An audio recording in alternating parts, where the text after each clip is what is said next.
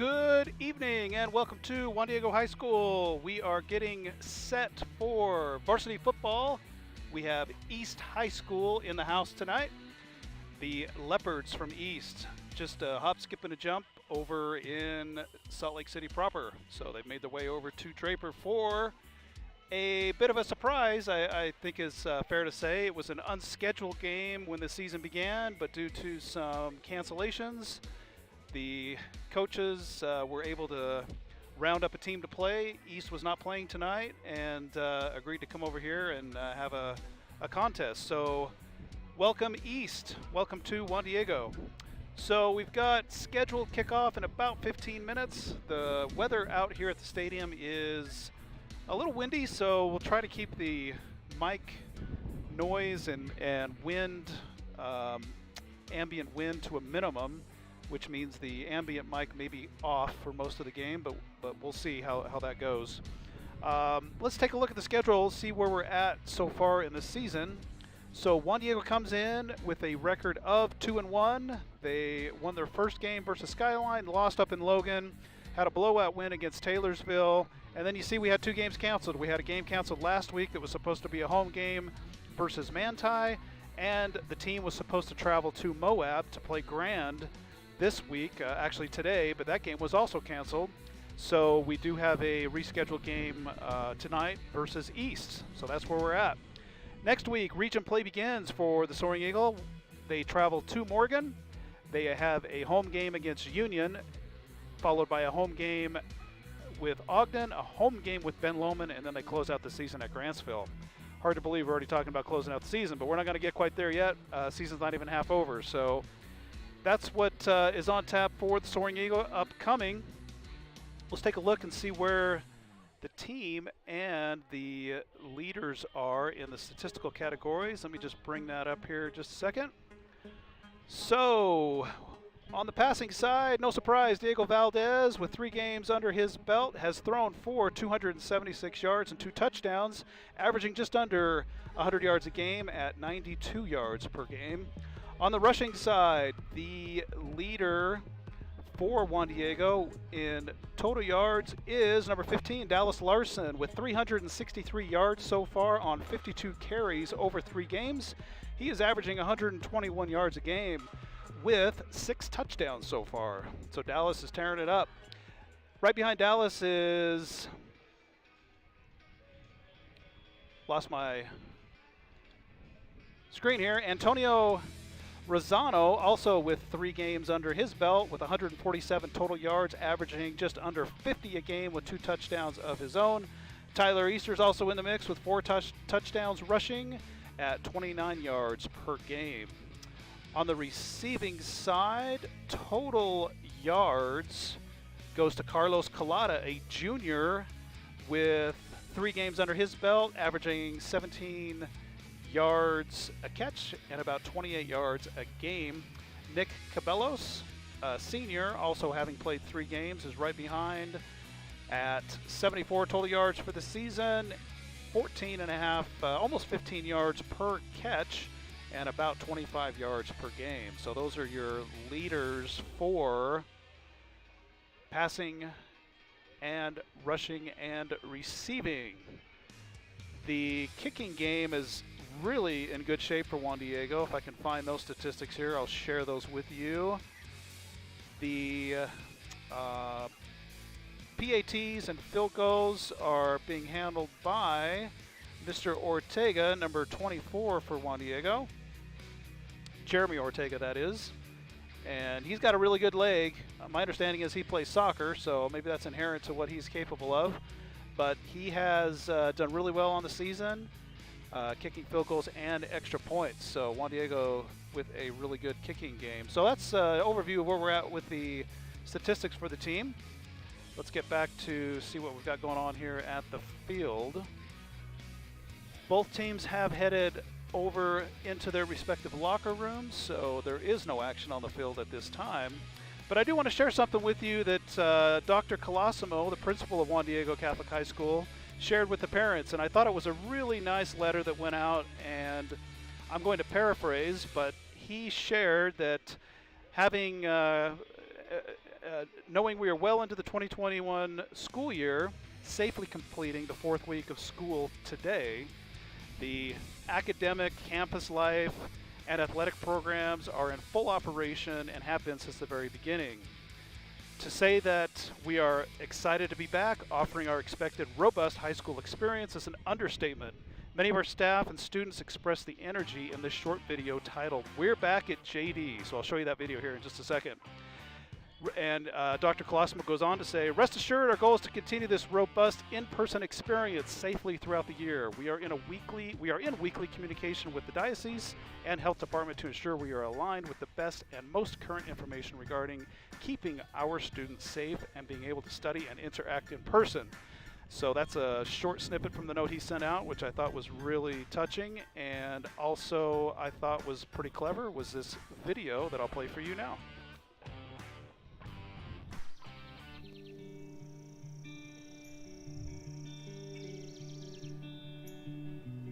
My name is Sonia. I'm a senior here at Juan Diego, and I think the one thing I'm most excited for is to be able to get to go through the traditions of a senior at Juan Diego. My name is Morgan. I'm a senior here at Juan Diego, and I'm most excited for peer ministry. I'm looking forward most to see how different things are going to be because I haven't had a normal school year, say, since freshman year, and that's 2 years ago, and a lot can change in 2 years, so we'll see. I'm actually really excited that we don't have to wear masks anymore, and I'm actually surprisingly really excited that we get to go 5 days a week instead of just the 4, just because you get more of like a learning experience and you aren't as stressed out about anything because you have the extra time.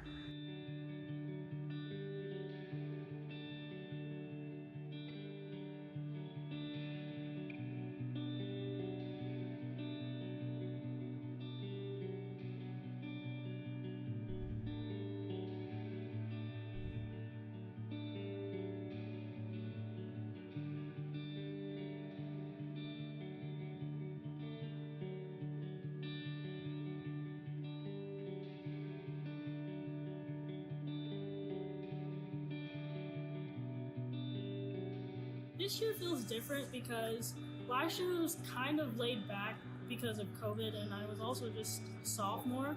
So this year we're going into everything a lot more faster, and I know everything's going to be a lot harder, the whole transition from lower classmen to upperclassmen.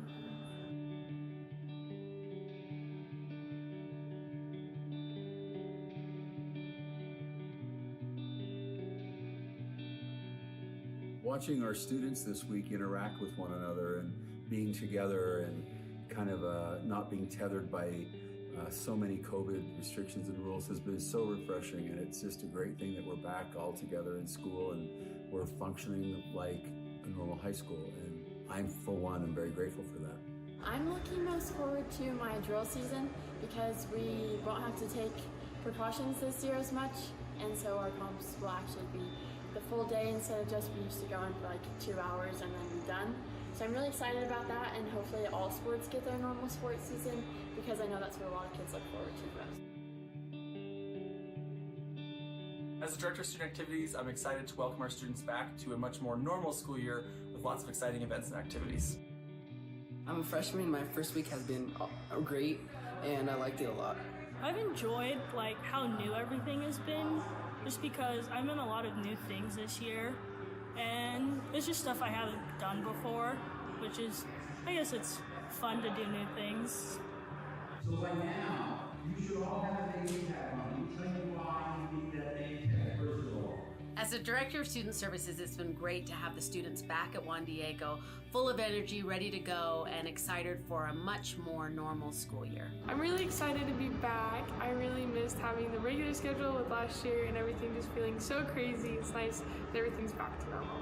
The last year obviously has been just amazingly, it's been really, really hard, and so especially for these teenagers, and to be able to be back and to be together, to be playful, to be learning, and to not have the sense of having COVID restrictions around us and still keeping people safe, I am very personally grateful for that. My first week at Juan Diego has been great. I've enjoyed not being in middle school.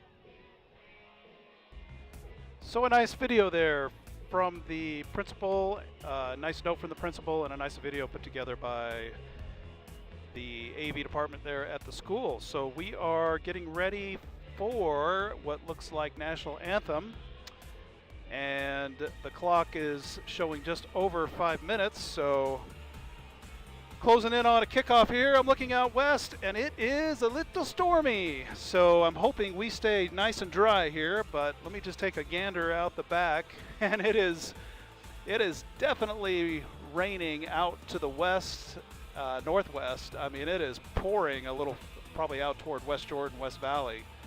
So I'm hoping that blows to the north and just clips us, if anything. But that is not going to be very fun if we are going to get soaked. So we do have the canopy up, and I hope that's enough if it does happen to rain, so stay tuned to that. The trouble with the weather, obviously, is there's electronics in play here, and we want to protect all of that, so we may have to temporarily shut things down if it gets too wet and sloppy until things blow over. But I think we're going to be okay, so I'm not overly concerned about it. Slightly concerned, however. So, all right. Haven't talked much about East. Let's talk about them for a minute. East comes into the game at 0-3, but let me tell you, that is a deceiving record. This is a good football team. East has had to play the defending 6A champs from last year and the defending 5A champs from last year in Corner Canyon and Orem, respectively. Not surprising that anyone that plays those two teams is going to have a tough match. They also lost up at Park City. I believe that was at Park City. I could be wrong about that, but they lost to Park City as well. So they have an 0-3 record, but again, that is not representative of this team. They are some big, strong kids. They've certainly got some college recruits on the team, and they're going to be a tough matchup for Juan Diego.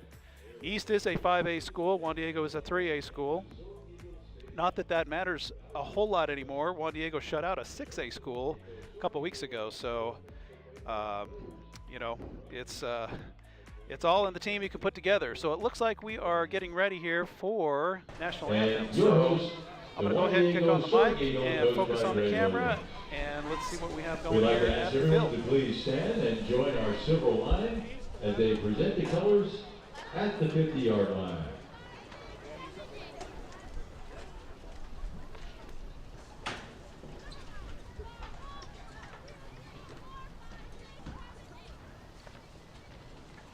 And we'd ask you to join in the singing of our national anthem while our band plays along.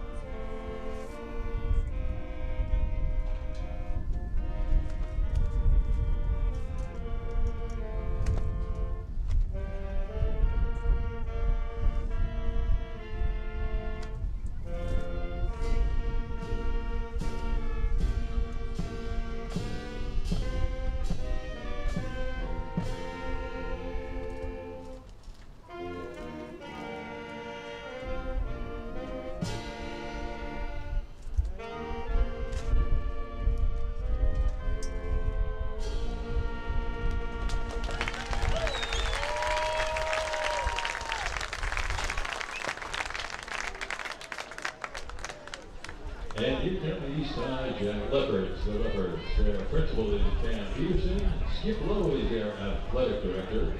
Brandon Maddox, she's the head coach. Assistant coach is Rick Simpson and Sabina Masiva.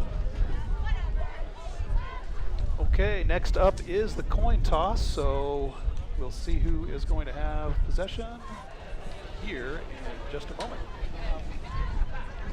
I do have a assistant with me tonight that's going to help me with the clock. That will free me up to do the camera work and some of the other production stuff that occurs during the broadcast. So looking forward to that. So hopefully the clock will be a little more in sync with what normally happens, should normally happen with an automated kind of thing. But it is still a manual control, so we do have a stop and start manually as well as all this point and whatnot. So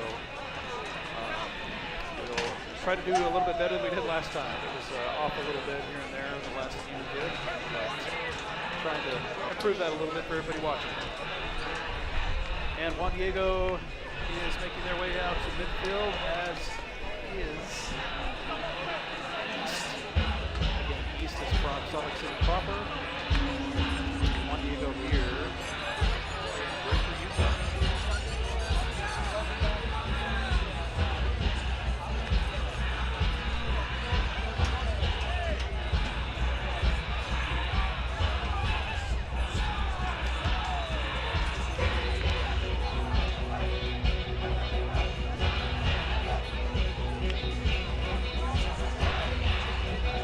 And now let's hear from the Juan Diego High School coaching staff. Wide receiver coach, we have Steve Cox. At the running back coach, we have Connor Dumont. Offensive assistant coaches, DJ Larson. Defensive assistant coaches, Cesar Rayfield. Receivers coach, Paul Ceballos. Assistant coach, John Morby. Mike Ashmore is the freshman coach, and Ron James is our defensive coordinator. So East is going to receive. I'm not sure if they won the toss or not, but that was the indication by the referee. So it looks like East will receive, and they will receive at the north end of the field. So Juan Diego will be kicking off from the south side.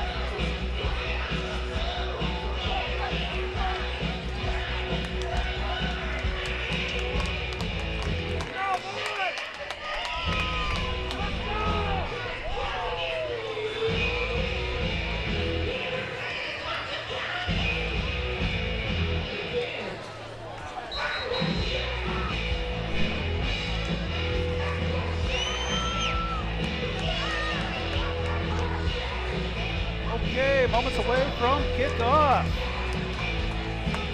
East High at Juan Diego. The Leopards from East.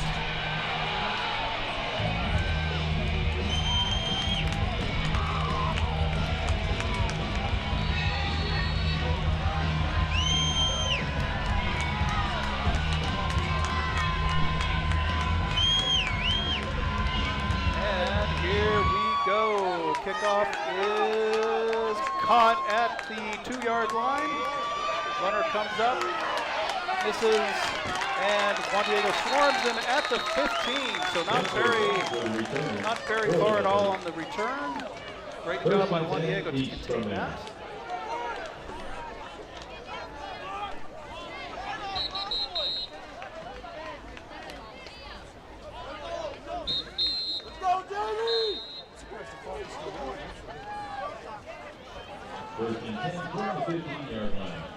Okay, first and 10 for East.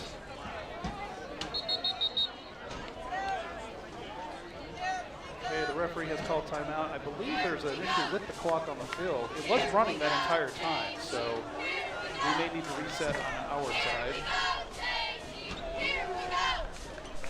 I don't think that clock's on running. Oh yeah, 11:45. So, yep, you got it. Okay, so we do need to reset on our side. 11:45 on the game clock.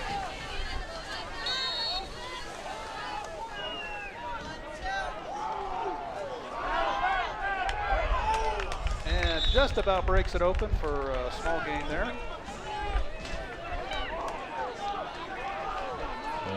the low man carry. He picked up 8 yards on the play, second down 2. It's like second and 2 for East.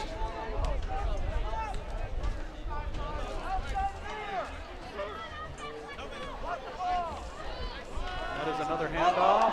And looks like it might be a fumble. And Juan Diego's indicating they have the ball. Let's see what the referees say.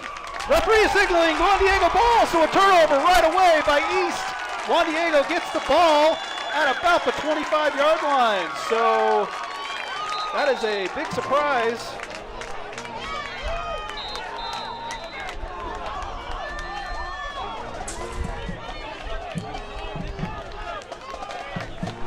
All right, so the Soaring Eagle in business at the 28-yard line of East.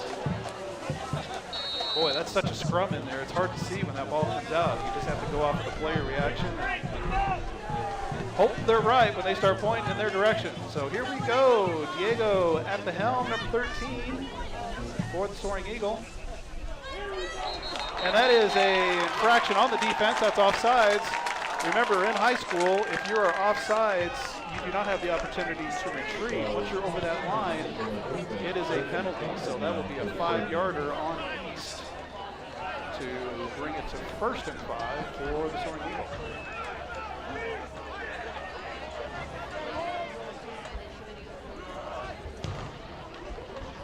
That's an inside handoff to, can't see who's got the ball, but that is a no gainer. That was Dallas Larson, number 15.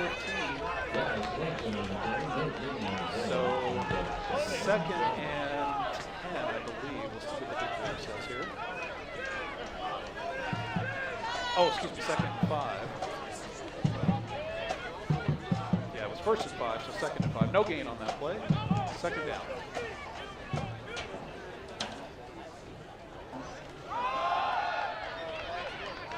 Another pile up there. East Swarm is the running back. That is again Dallas.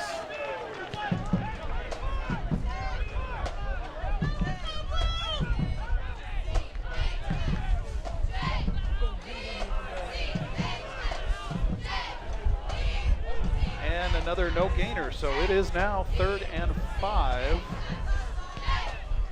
for the Soaring Eagle. Let's see if.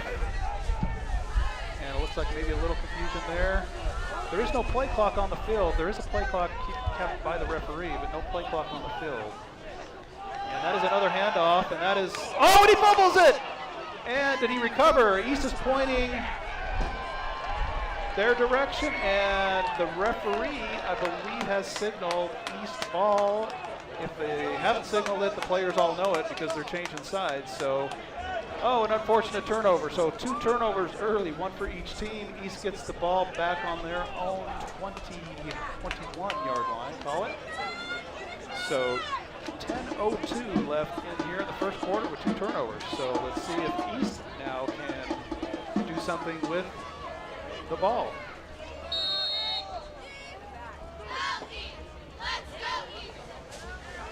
That's a handoff up. Oh, did they drop it? They got it again. That's another turnover. And they signal Juan Diego ball, so 3 turnovers. Boom, boom, boom. And this is getting pretty sloppy here, but we'll take it with Juan Diego having recovered 2 of those turnovers. Now let's see if we can do something with it, boys. Back at the 26-yard line of East. My goodness, and I did mention that it could rain and it could pour, but there is not a drop of water anywhere. So I don't know what's going on with that ball slipping out of everybody's hand.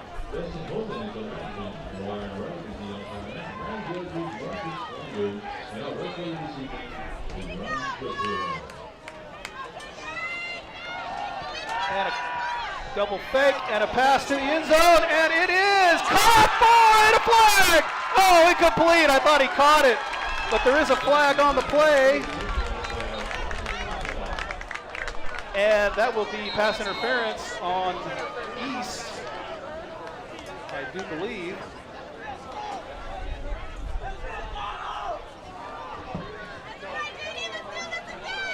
signal is pass interference on East. So that occurred in the end zone. I'm not sure what the ruling is when that happens on the end zone. Is it just a yardage penalty? Looks like it is just yardage. I mean, it's a lot of yards, but it's not like it's put on the 1 yard line or anything. So, okay, Juan Diego in business in the red zone now. 14 yard line. See if we can get some points on board here, guys. And that is an inside handoff to number 10 and down to about the 7 yard line is Antonio Rosano.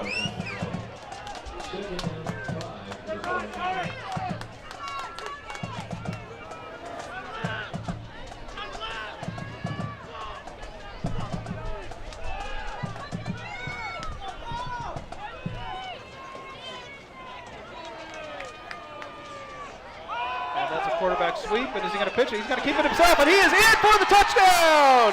Juan Diego on the board!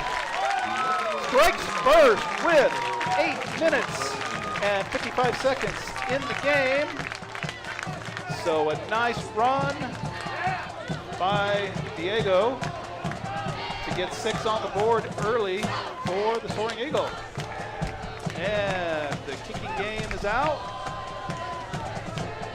Kick is up. And the kick is through, so another PAT for our kicker. Puts 7 on the board. Outstanding drive, outstanding punch in for the score after recovering 2 turnovers. Wow, a lot going on here in the first quarter. So we have JD 7, East 0.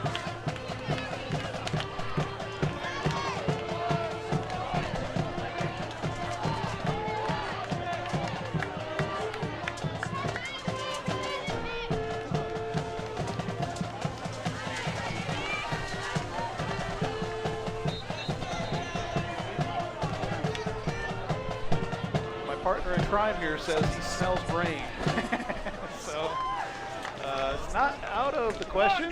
It's definitely raining north of here. I would say probably not that far, maybe 5 miles, if that. So the wind is hopefully continuing to blow north, and it's going to miss us. Let's hope. All right, here we go. Kickoff number 2 for Juan Diego. The ball is away and caught at the 2 yard line. East with the ball up to 15, 20, 25, and to the 30. Oh, maybe the 29. So not a bad return that time for the Leopards. And let's see what they can do here with 8 minutes and 39 seconds left in the first quarter. Ooh, well, I got bad news, folks. That was a lightning strike that wasn't that far away. So hopefully we are not going to suspend the game. But, yeah. And that's thunder, if you can hear that. So we're gonna hang on to our hats here and see what happens. But that is a scrum for no gain. And Juan Diego stuffs that one up. So I'm going to take a quick peek at the radar and see what exactly is going to happen, or what's forecast to happen here in Draper.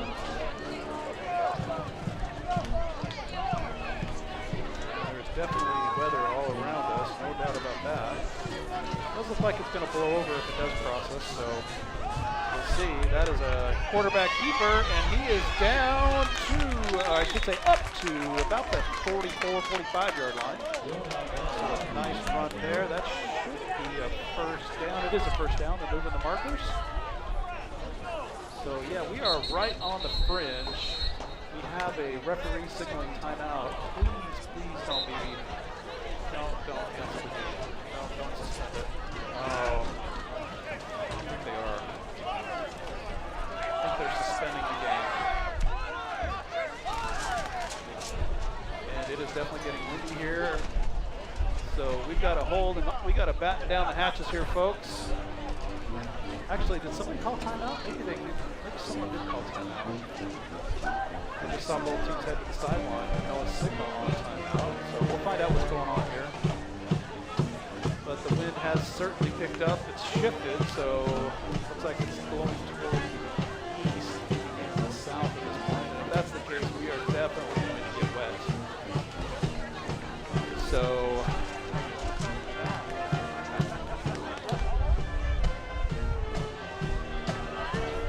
there's not really a call for a game suspension like there is for offsides and touchdown and holding.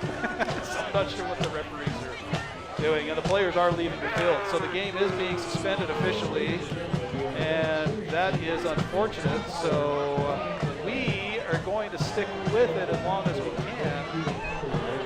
And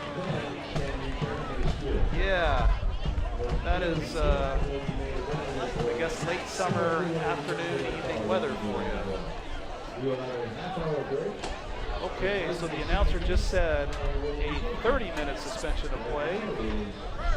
So that is what's going to happen, I guess, with 7 minutes and 55 seconds left in the first quarter.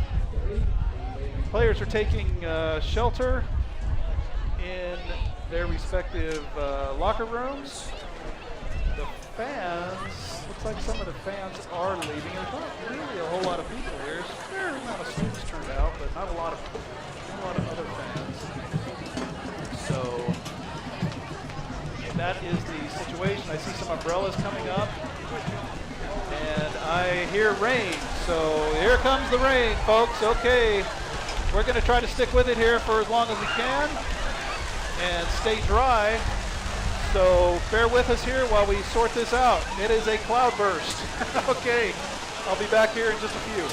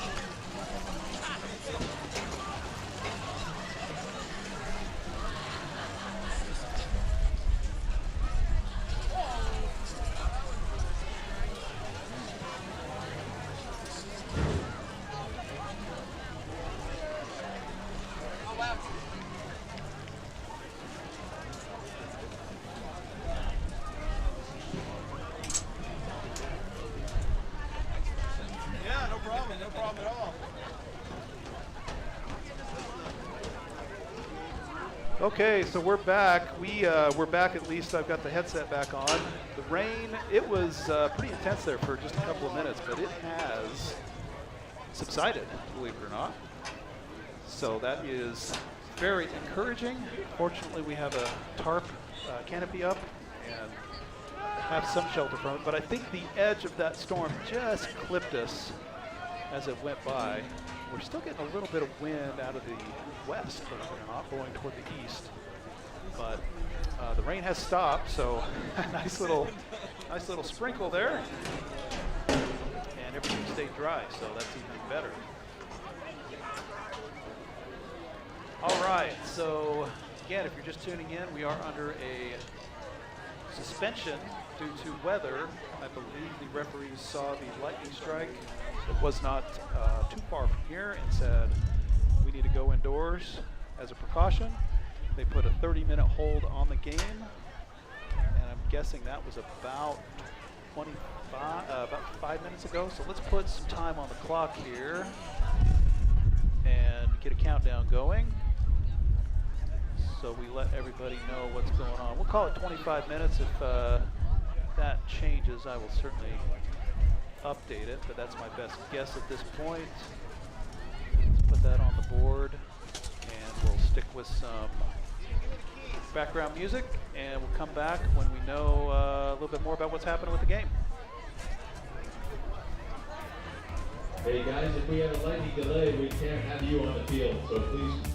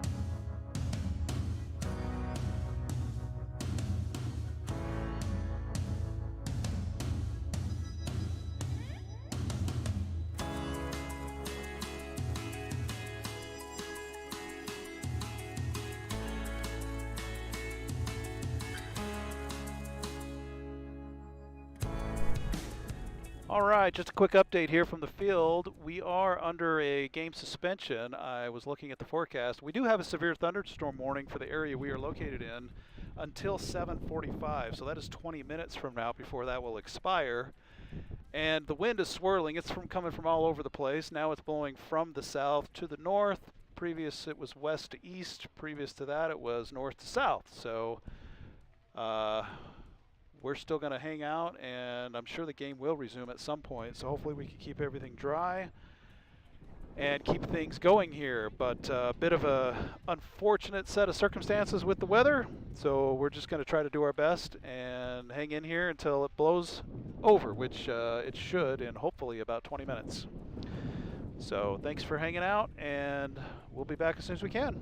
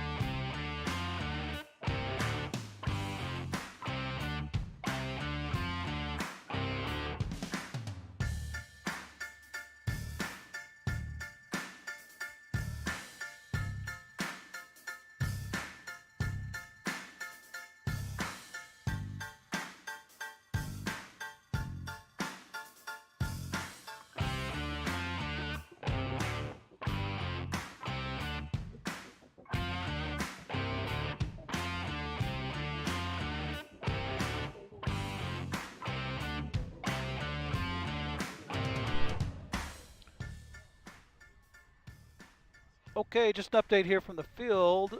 We are perhaps getting a little bit closer to resuming play.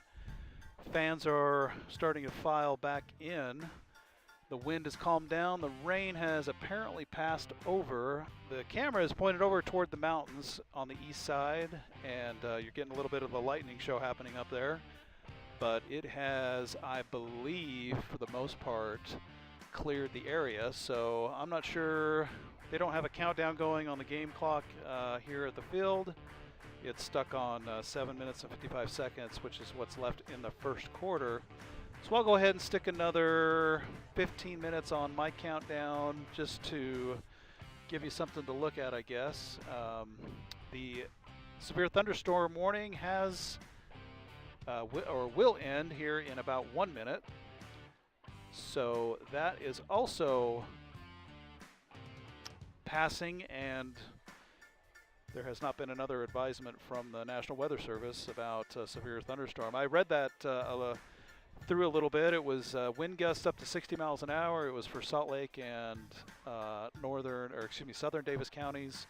Lightning, hail, everything under the sun. So it was a real deal for sure, and it still looks like it's happening up over the mountains. But I'm hoping we get back to action within the countdown of 15 minutes. So that's what's happening here at the field, and keep you updated as I learn more.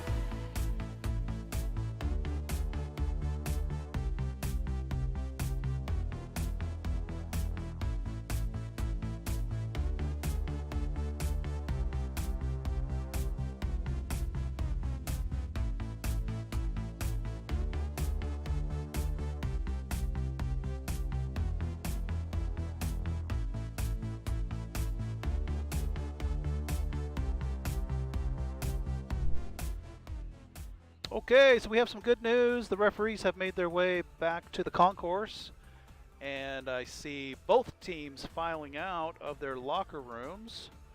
So it would appear that we will be underway here. I won't say momentarily, but very soon. How's that?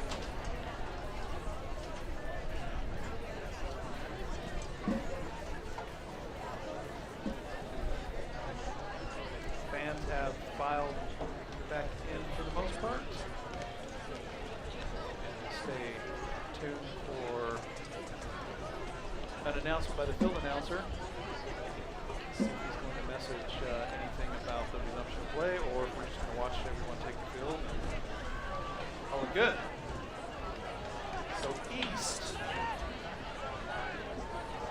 get that weather delay off the field here.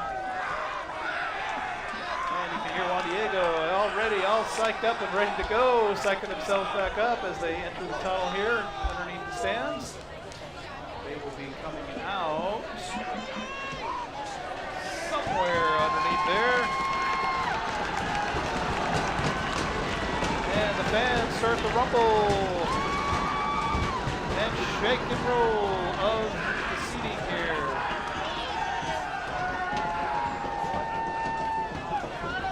I'm not sure, it looks like they're hanging out over there. You can see East taking the field over there. And we're going to have, I believe, Juan Diego perhaps come out by the student section over here. Let's see. bit of a hiatus. Now these players are going to need to get warmed up to prevent injury, so that could delay us even more. I think the last thing anyone wants to do is head out to the field after having sat for probably 30 minutes at this point and pull a muscle and have some injuries. So here comes the Soaring Eagle after the break. They're halftime before halftime. And off in the distance we still have some Mother Nature activity, but it is headed out. So we'll go ahead and keep the camera pointed out there. It's quite a show that she's putting on up there.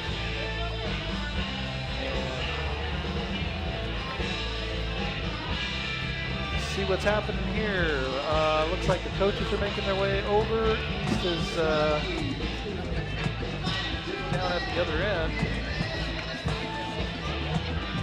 taking their warm-ups again.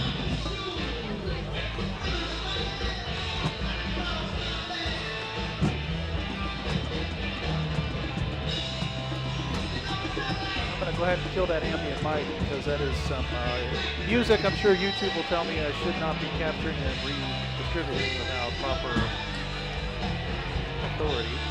So we'll get rid of that. Kick my background music up just a bit here.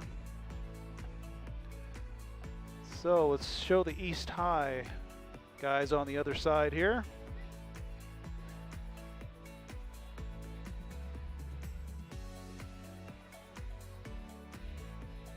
Both teams going through their pregame routine again to get the muscles warmed up.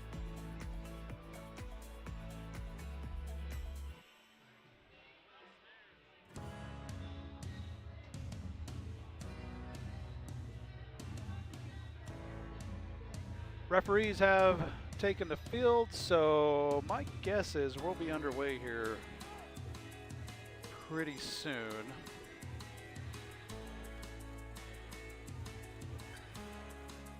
The countdown that's going is, I'm guessing, pretty accurate.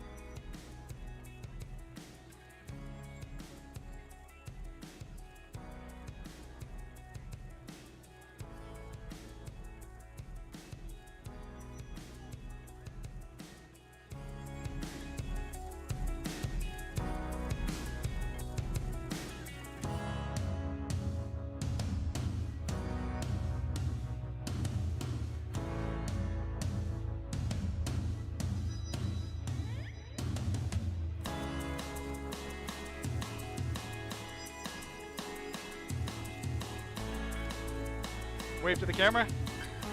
Can I?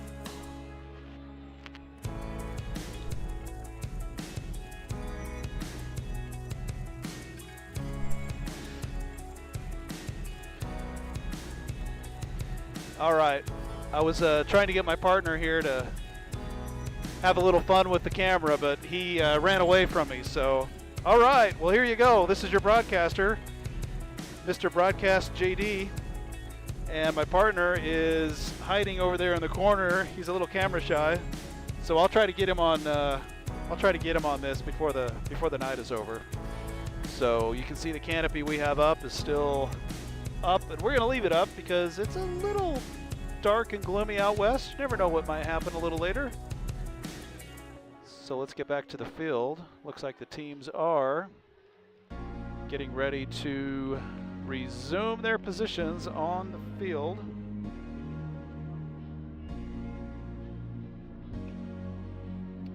So we'll go ahead and cut that background music and put the ambient audio back up. That's the main camera. Okay, so shaking out here. Looks like Juan Diego's getting ready to go. And here come the East Leopards. Also ready to go. I got my assistant in the chair ready to go with the clock. So it looks like we are back in business here at Juan Diego Field. First and 10 at the 44-yard line after a weather delay. So here we go.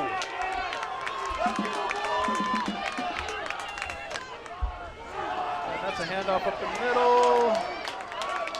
Oh, he might make it to the 50-yard line.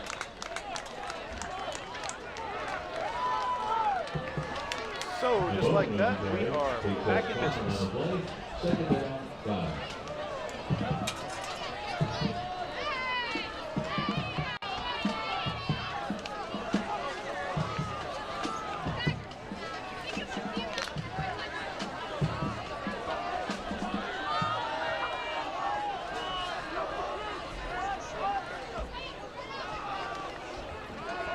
Inside handoff, and there is a flag on the field. So we'll check on that penalty.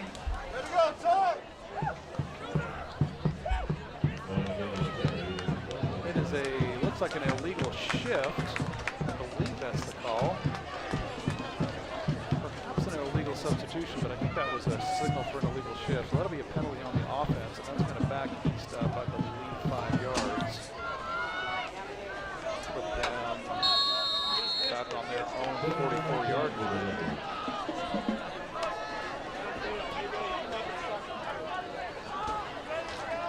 The big board here has that second and 10 at the 44. Still trying to get my bearings from that delay, so hopefully that sounds right.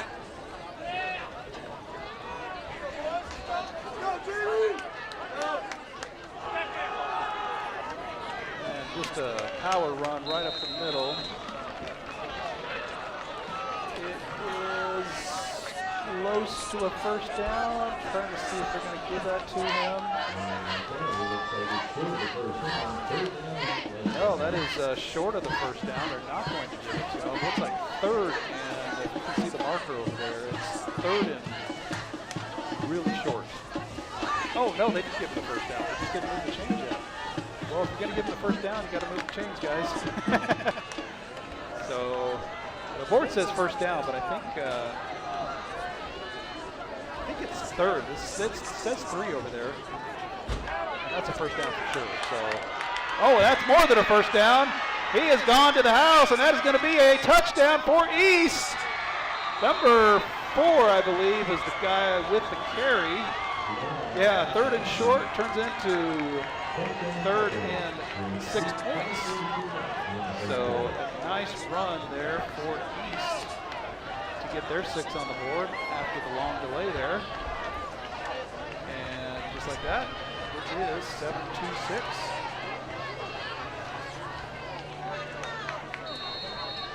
Special teams takes the field, set up for the kick here.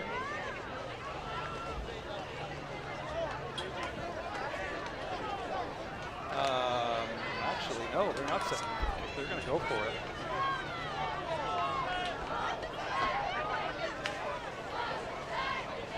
And they hand it off, and that is a 2-point conversion, just like that. So score for East, and it is now 8-7 for the Leopards.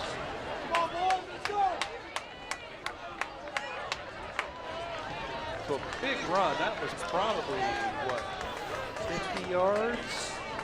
Close to 50? I'm trying to remember where that ball was placed. But a good run, and that'll put 8 on the board for East.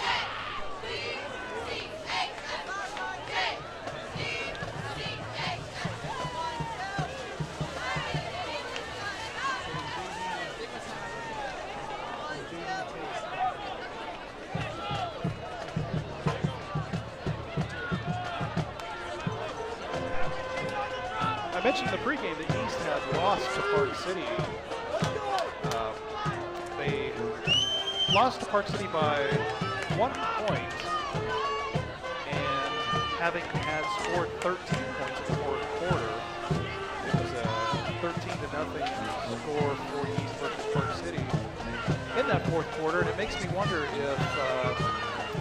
East has maybe some kicking issues, having gone for 2 very good in Juan Diego. Maybe they were going for 2 against Park City, and that's how they ended up losing the game. I don't know. Just speculation here, trying to kill some time, I guess, but it's always a little suspicious when a team doesn't have a kicking game, so I guess we'll see how that plays out for the rest of the match here. Kick is away and fielded at the 5. Juan Diego with the ball. Juan Diego with a nice return and up to the 35-yard line is the Soaring Eagle on that return. So a really good starting position for the Soaring Eagle on this possession. Soaring Eagle return to the 35-yard line. First and 10.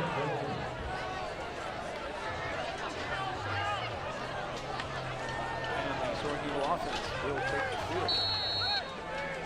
I'd like to thank Elliott Middle Dealership and Elliott for Keystone Supermarket.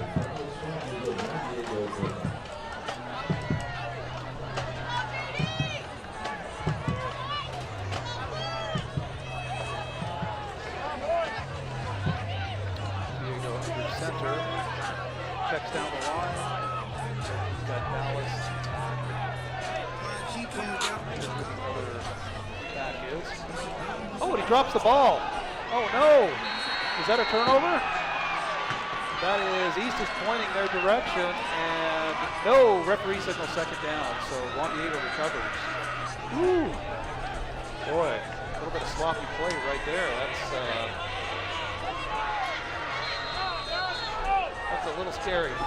We don't want that to happen much tonight. That would have been the 4th turnover of the game.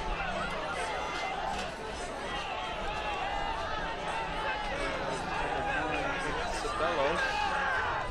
Motion on the near side on the screen. And that is a handoff to Dallas Larson, who breaks it. He's at the 50. He's at the 40. He's at the 30. He's going all the way to the house. Dallas Larson for 6. Yeah! There we go. A huge run for Dallas. And a quick answer for Juan Diego. As we look around, and there is a flag on the field. Oh my goodness, what is this going to be? Personal foul on the offense. Oh, that is devastating after a solid run. I'm not sure where the foul occurred. Well, the flag's at the 42-yard line. But a fabulous run. Coming back, so not so fast, my friend.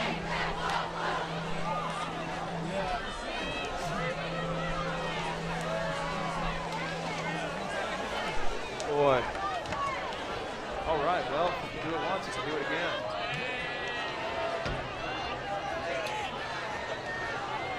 And it is under the ball at the 42-yard line. So we'll reset. Give it another go here.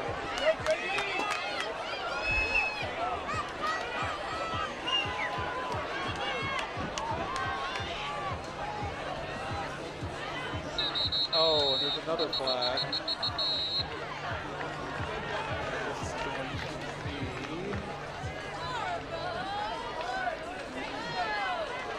Knock it off!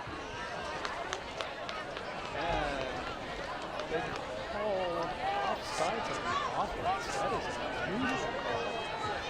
Somebody must have lined up over the ball. Or the line representing the line of scrimmage. I gotta say, I don't see that call very often at all. So Juan Diego is shooting themselves in the foot here. See if they can regroup and get things going on the right direction. And that is now a defensive infraction for offsides. So those 5 yards will come back to Juan Diego. Back and forth we go here.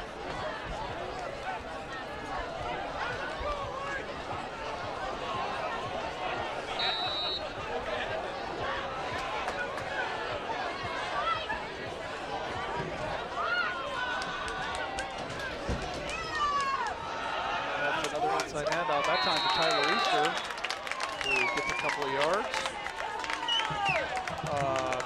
Oh, that was not Tyler Easter, that is my mistake. That is number 10, Antonio Rosano. I saw the one, and I thought I saw the other one. So Antonio is number 10. Tyler is number 11.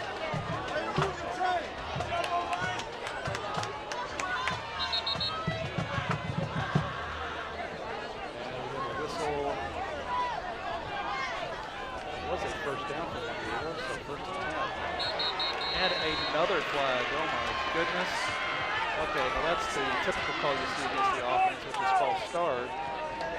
So back it up 5. Getting our workout here, or working on the flag.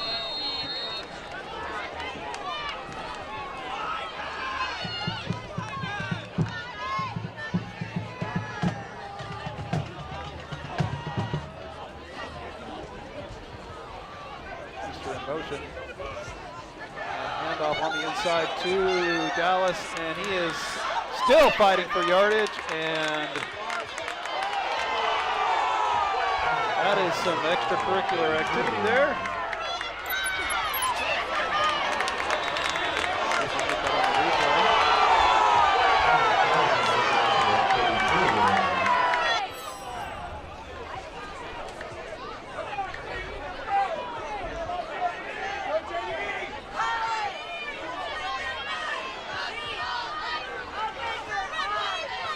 Second and 15 for the Soaring Eagle.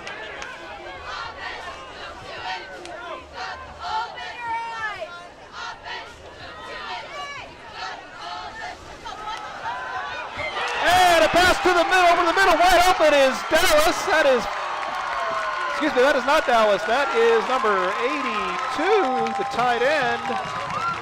And that is nothing but Green in front of the runner there. At the very end of that run, trying to be a little quicker on the replay there.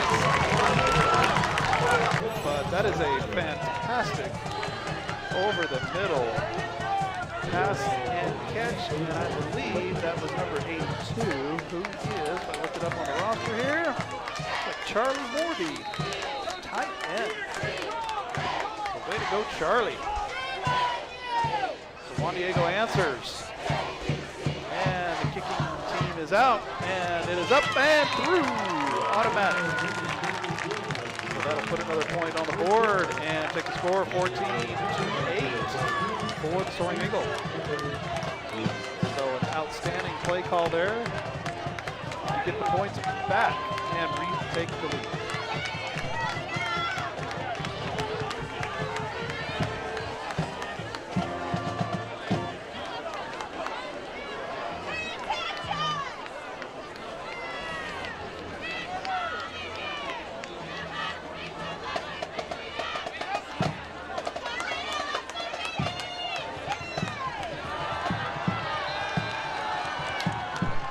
I really blew that call. I thought that was Larson coming into the backfield, but not that time. That was a big tight end, so nice score for Juan Diego.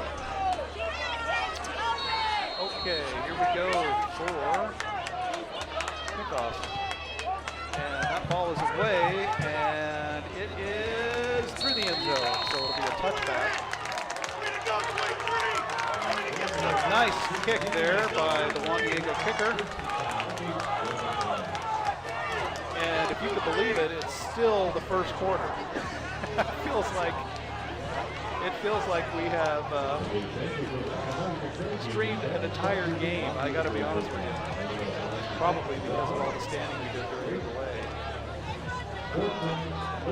But hey, this is good stuff. Friday Night Lights, high school football. Two good teams battling around here, so hope you're enjoying it. Okay, let's see what East has in their bag of tricks for the answer.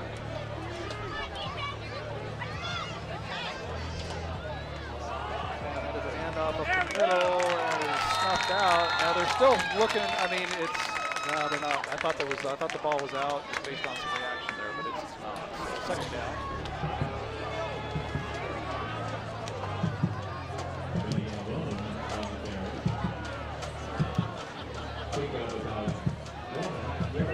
Ball is at the 22-yard line, so that looks like second and 8.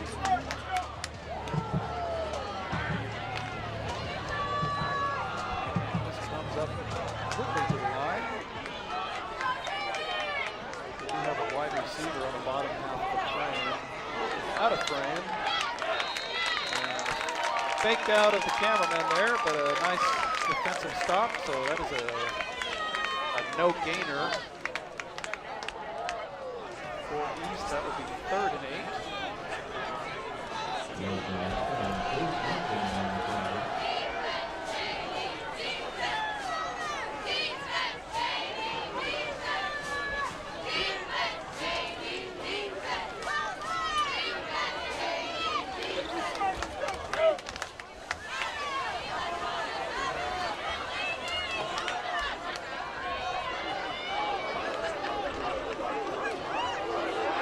Pass over the middle to the big guy, and he is off to the races. He may go all the way, almost tripped up. He's to the house, and that is an answer by East. Number 16, boy, that is a long pass play. That is of the tune about 78 yards on that play. My goodness, back and forth we go. So a nice response there by the Leopards, and we'll see what they want to do here with their point after try. They're going to line up and go for 2 again.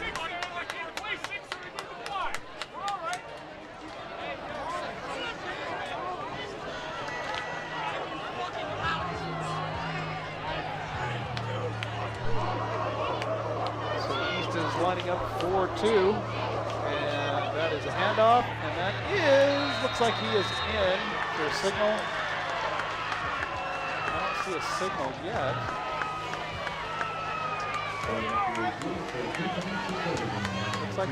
Looks like it was successful. So East takes the lead again, 16-14.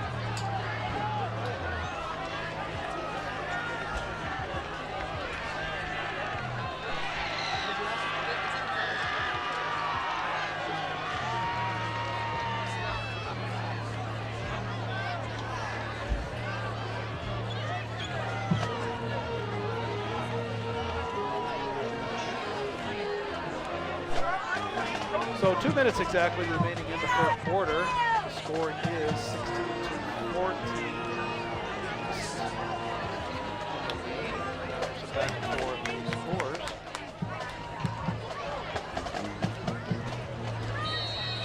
We'll see what Juan Diego can do with it. They had a pretty nice return earlier.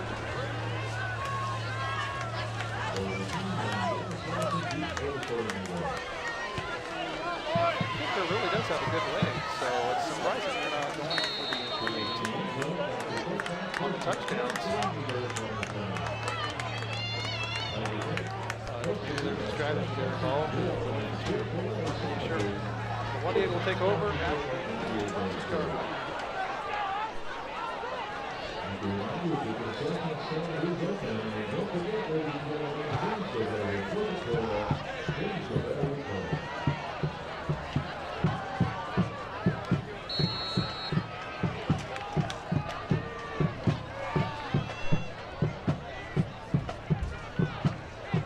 Okay, 2 minutes left in the first quarter.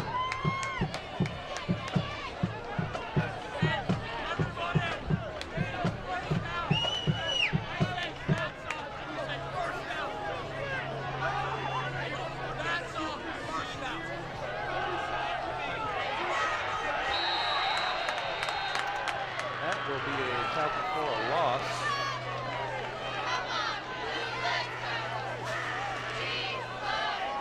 Actually, they're going to give him forward progress to the 20, so 2nd and 10.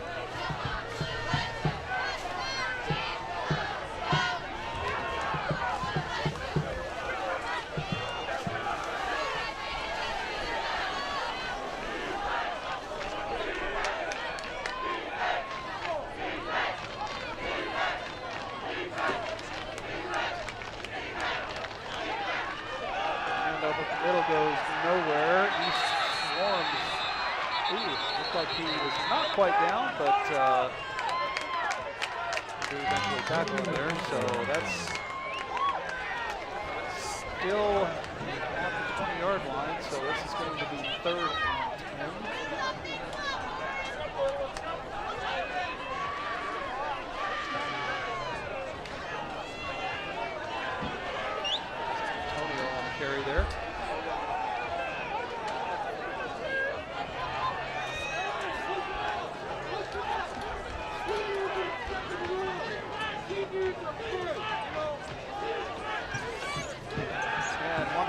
pass. That pass is complete, and that is over the 30-yard line, so that will be a first down for the Soaring Eagle. A nice play there. And a nice catch by Nick Cabellos. I know I'm probably getting your name wrong. I apologize. I talked to his dad earlier tonight. I should know that. Cabellos. I think they call him Seb, if I'm not mistaken, in short. So nice catch, nice first down. So Juan Diego is going to get a play off before the quarter expires here. And the time has run out, so that will do it for the first quarter. So, my goodness, we literally had fireworks provided by Mother Nature. We had, what, 4 touchdowns scored, 3 turnovers, and all contained within the first 12 minutes of play. So, pretty exciting first quarter. We'll let the teams take a break. We'll take a bit of a break and get back to it here in a few minutes.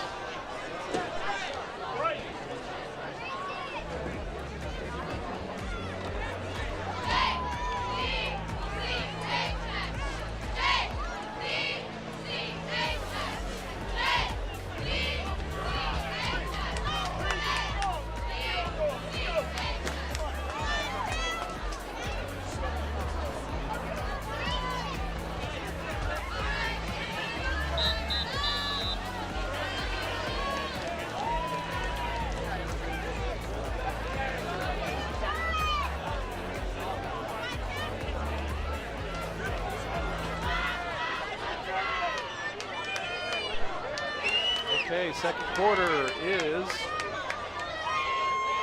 going to be underway momentarily. Let's get the clock right and get the camera right. And we're ready to go.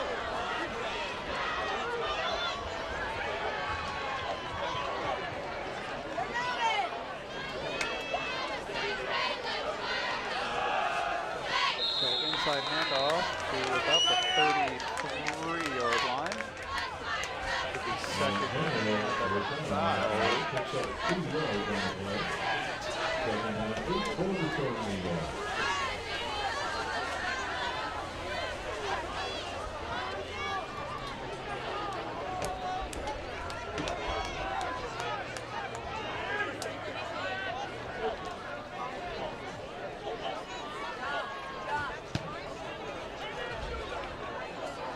Oh, and he drops the ball again, and that's a recovery by East. Oh my goodness, second turnover for Juan Diego.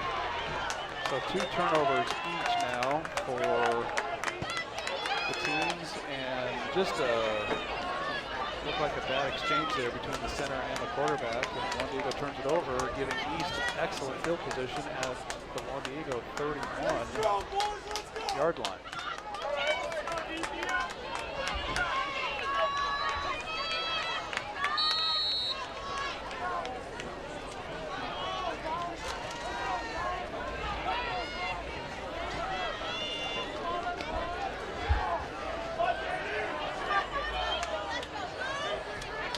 So we'll get a good look at the East Leopards headed the south to north direction here on the field. Inside handoff gets down to about the 30-yard line.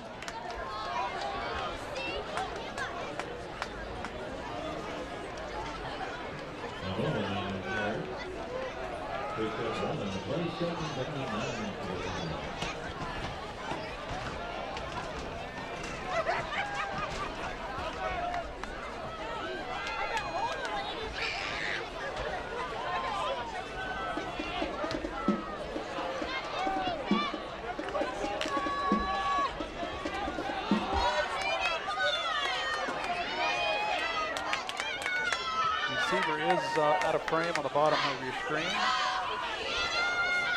No matter, that is a run up the middle and a flag on the field. So we can find our referee and see what the call is going to be. There's an illegal shift again on the offense, so that'll be second down. It's going to back them up 5 yards, I believe.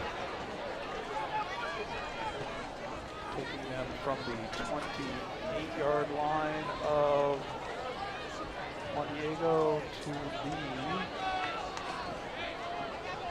well, that would have been a 7-yard penalty, which doesn't make any sense. So, ball's at the 35, regardless.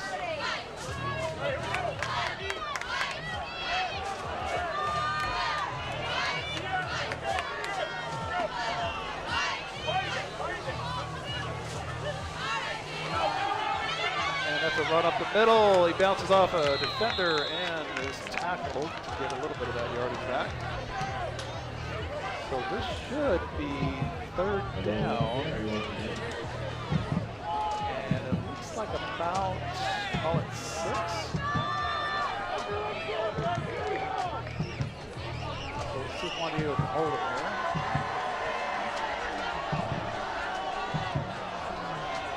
We've got 3rd and 7 on the board.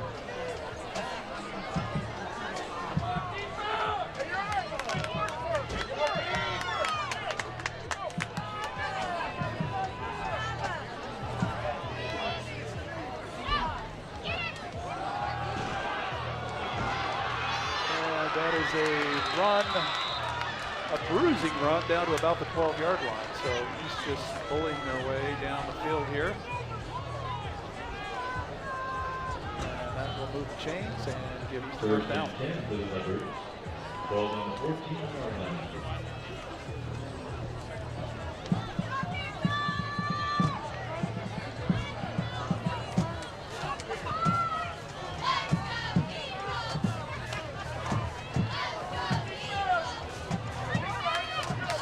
Is at the bottom of the screen out of frame. Number 31 down there. And inside handoff to number 2, who just carries a few guys with him down to the 10-yard line.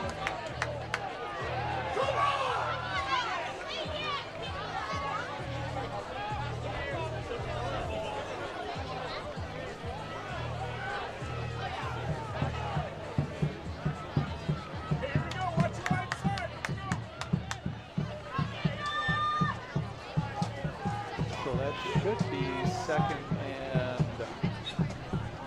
it's like 6 or so.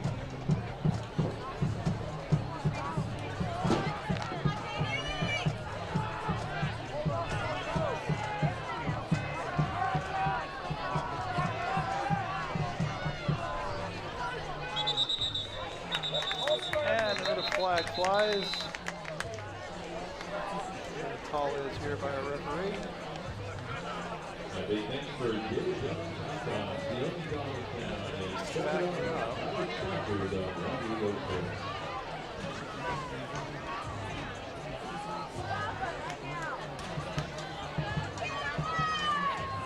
and another offside call against the offense. So perhaps that call isn't as rare as I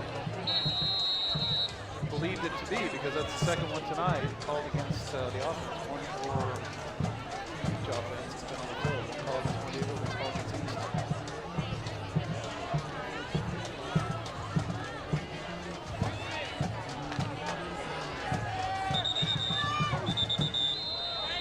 Now we have a timeout taken by Juan Diego. So we will have a break in the action here momentarily.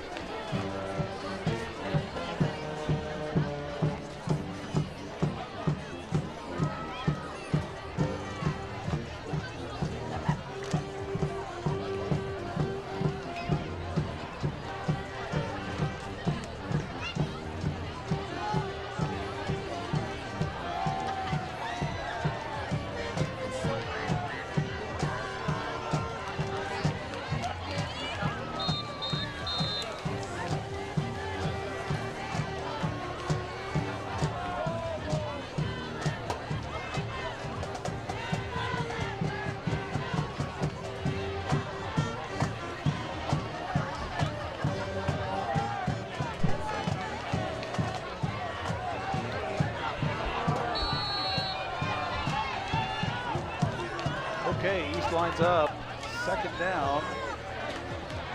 And they're going to give it inside, down to about the 10.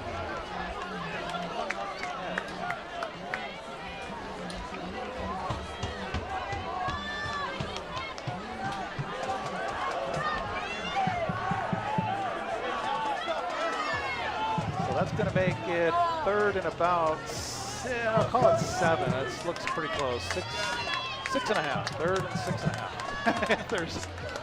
There's a decimal point on the board somewhere. So let's see what East can do here.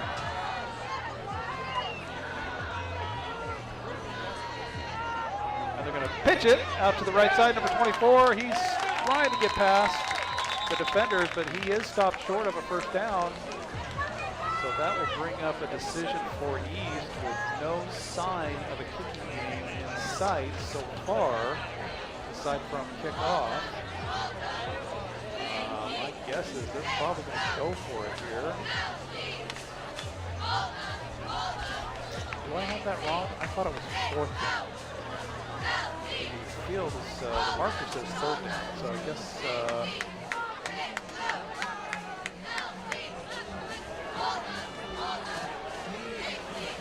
they're backing them up. I think this a penalty. I'm not sure what's going on there.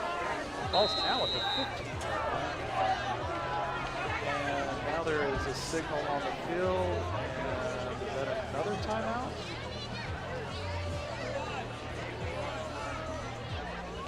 Oh, a little confusion here. Looks like there has been timeout called on the field. I'm not sure who called it. Another timeout, ladies and gentlemen. And while we have this timeout, let's have a special tribute. And happy birthday, ladies and gentlemen, to Chelsea Judd. Let's hear it for Chelsea Judd. Happy birthday, Chelsea. Looks like it was a timeout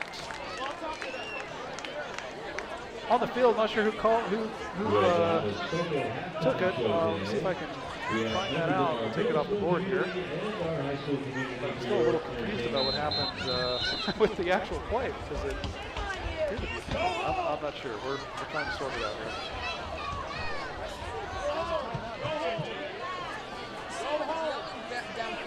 Leave the kids alone, man. Leave the kids alone.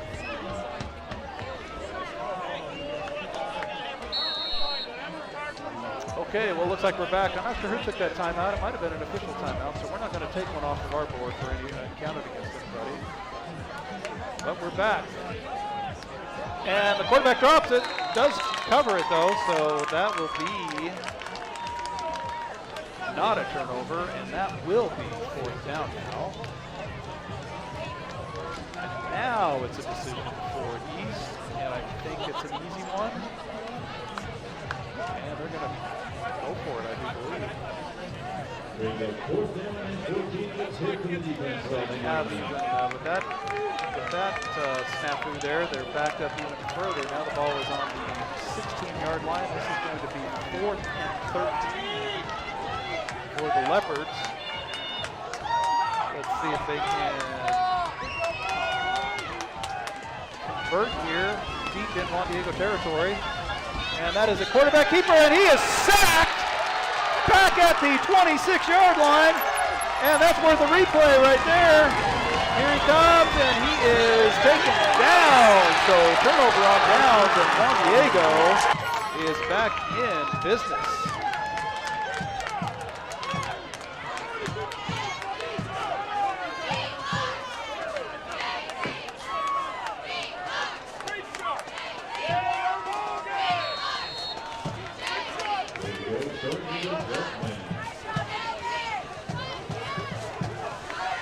So Juan Diego with 6 minutes and 14 seconds left in the second quarter have an opportunity to make something happen here on offense. So let's see what they have in their bag of tricks.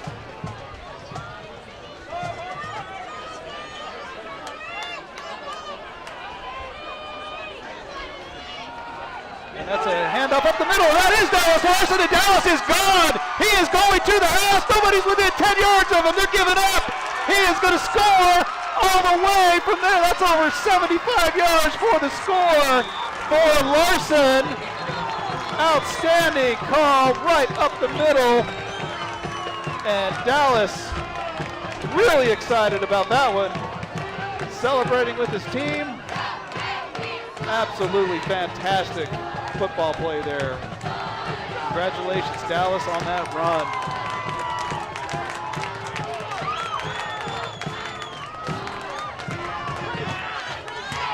So that pushes the score to 20-16. Juan Diego, looks like Juan Diego might be thinking about a 2-point conversion here. Nope, I was mistaken there. Sorry about that. Looks like the setup and just do a PAT attempt.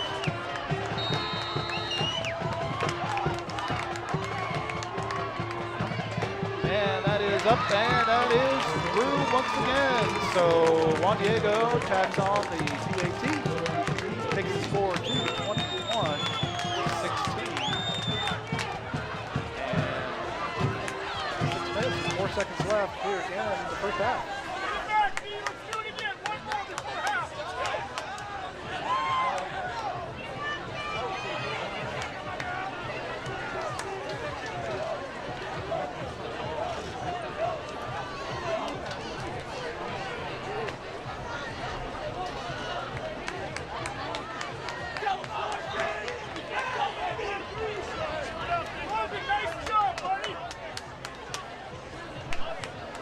So a nice run there by Dallas to retake the lead for Juan Diego.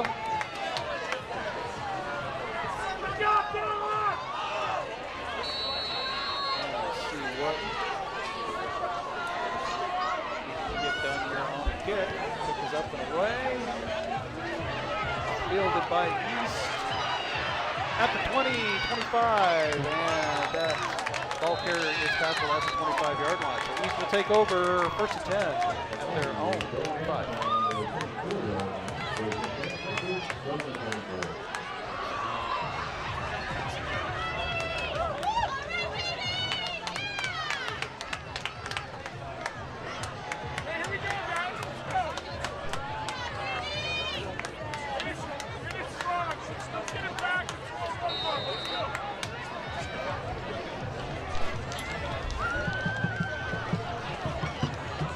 Okay, let's see what East has in their bag of tricks to answer. It's been back and forth all night between these two teams. So,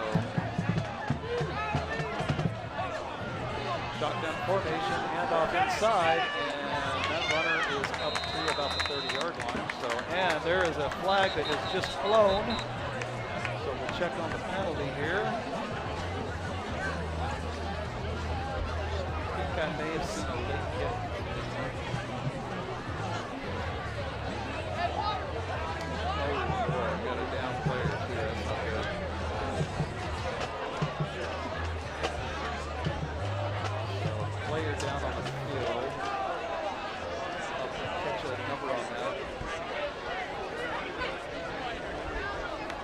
Referee is about to signal the call.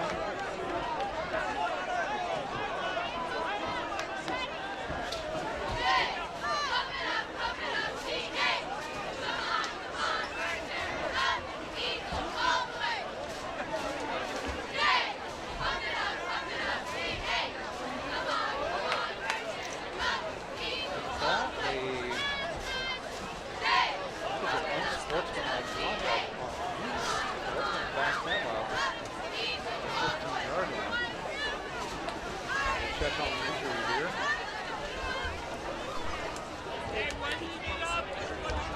All the team came right over.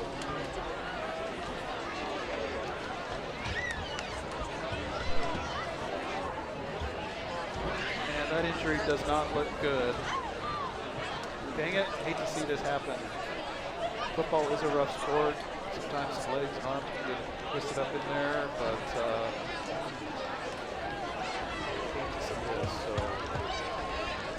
hopefully that player is okay. I don't have a number on him.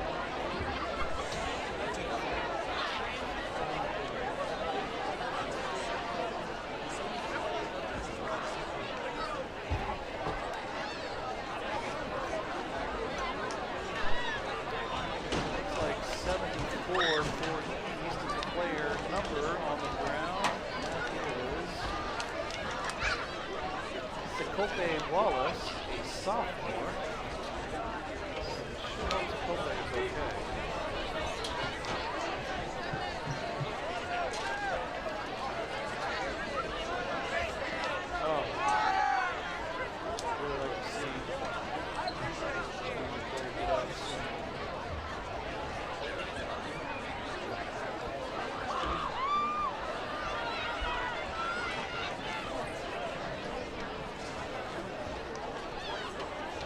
quick contest here between East and Juan Diego. The weather has done a 180 return of what it was earlier. It's completely calm, just maybe a breath of wind if that temperature is really pleasant right now. And it looks like he is up and going to walk off on his own power. There he is. A little bit of help, but moving both legs. Sure hope he's okay. So great effort. See if I can build up and help. Okay, so with that penalty, that's going to push East all the way back to their 15-yard line. It's going to be first and probably 25, maybe 7. Long way to go for the first down here. Pitch out to the running back. Takes a couple of cuts, and he's off to the races as well, and there's nobody going to catch him. He's gone. That's 30, 25, 20, 15, 10, 5, and he is in for the score. So just like that, back and forth we go. And he puts his arms in the air as if to say there's a flag on the field. Is there some laundry down somewhere? We'll flip at the referee. My assistant has signaled flag, and that looks to be coming back. Oh boy, what a run. I mean, that's 85 yards to the house, and all for naught. So bummer there for East, and all because of a block in the back by the offense. Woo. Rushing. Tell you what, both teams have had some spectacular runs, and actually both teams have had 2 spectacular runs called back. So that's how it goes sometimes.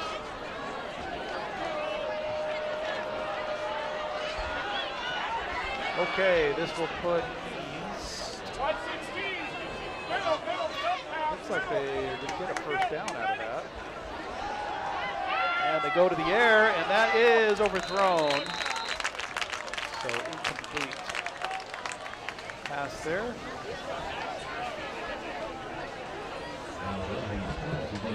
Now the second down, Ted.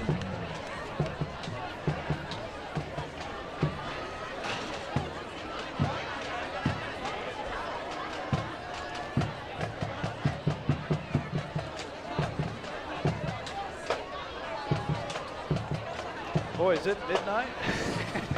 Feels like it. It's not even 9 o'clock. Oh, man. That crazy weather will take it out of you, I think. That's what the problem is. Okay, here we go. East does have a receiver down here on the bottom of the screen. Inside handoff, and a flag does fly. So we'll check on this one as well. Looks like his signal for illegal procedure will call start. So that's going to push East back even further now. And the referee's signal is called start on the offense. So replay, second down.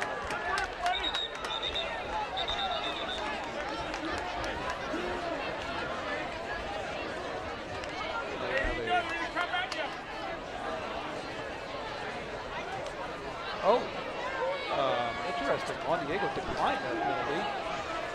So it will now be third down. I'll move the ball back to what was the original scrimmage. So Juan Diego with some confidence in their defense to hold East here on third down.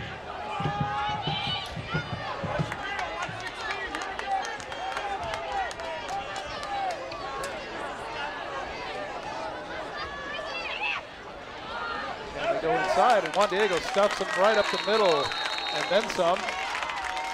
So a nice play there by the defense, and that will bring up fourth down, and a ways to go.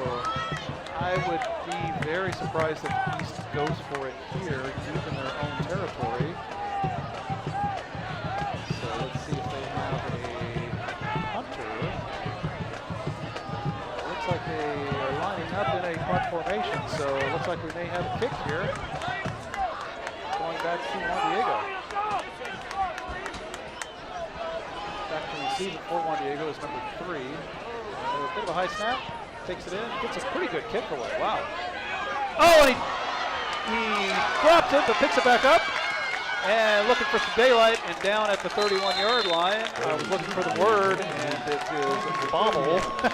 So the returner did bobble it for Juan Diego, but fortunately picked it up and made a slight gain out of it. So back in Juan Diego's possession is the ball. 4 minutes, 20 seconds left in the second quarter. Juan Diego leading 21-16.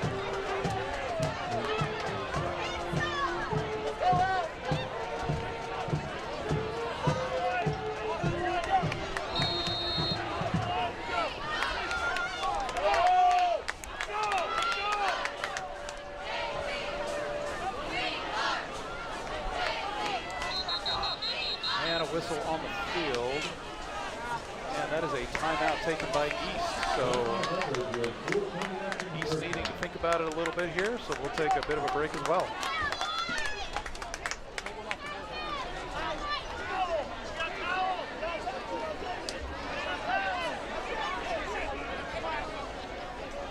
Another JV thank you to Market Street Grill on Market Street Farm Road.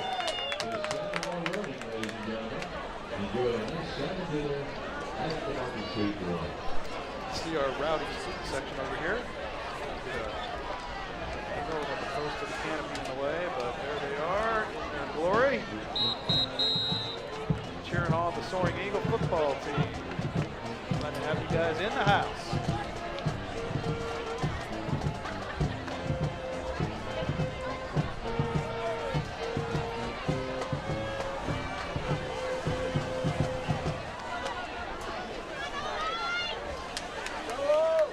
Okay, Soaring Eagle at their own 31-yard line. Let's see what they can do with the ball here.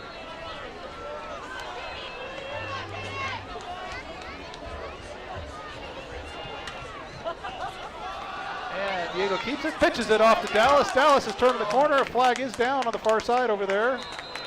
So we'll check on that penalty and see what that is.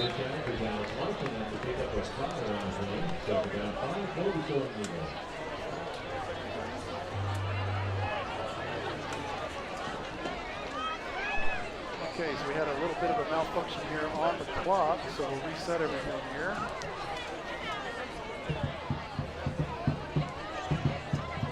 Click the wrong button and it all reset. So apologies for that on the overlay. I don't know what the reason was either. Try to get things squared away here.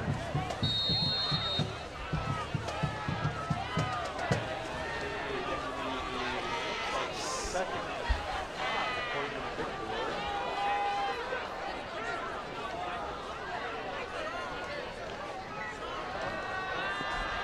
Diego tucks it in and slides at the 35-yard line.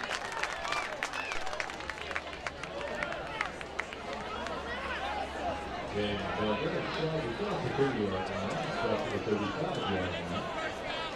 Second down, 6 from there.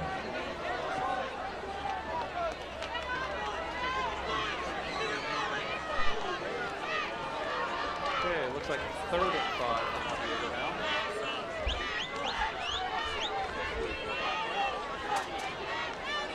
We've got our scoreboard situation figured out. And nowhere to go with it. Oh, it busted. Oh, that's a face mask. That is a personal foul. That has got to be a personal foul. I mean, this is ridiculous if this isn't a flag right here. Horrible. No flag on the play. No flag whatsoever. Unbelievable. I mean, the referee's standing right there. I don't know how you missed that one, but it happens. I mean, I thought for sure that would be a penalty, but nothing on, no laundry on the field, so we'll go back to it, and it is now 3rd and 9?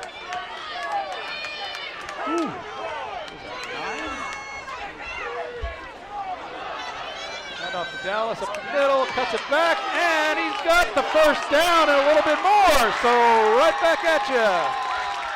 Outstanding play there to overcome a really bad no call by the referees, so that'll be a first down for Juan Diego. And Soaring Eagle keep marching at their 44-yard line.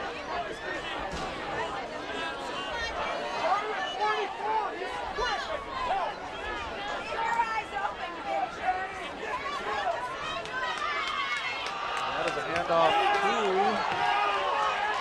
number 10, and he gets past midfield, so Juan Diego keeps marching on there.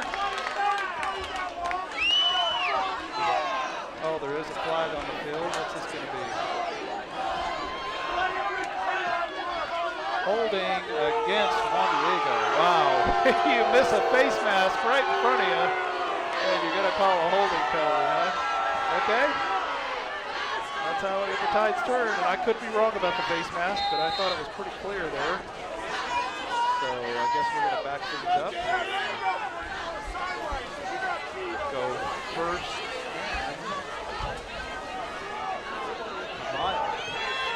First and 25.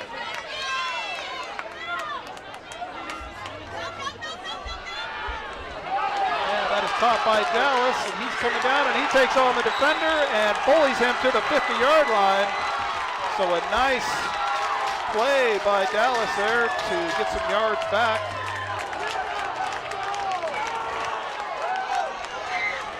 And Juan Diego is marching. That is not enough for a first down. They needed a mile and got a little less than a mile. So it looks like that will be 2nd and 2.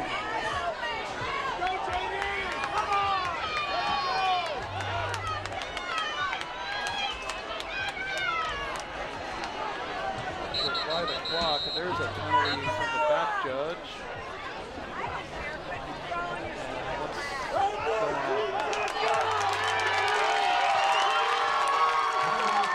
Like timeout taken by the East Leopards, so that will be their 2nd timeout.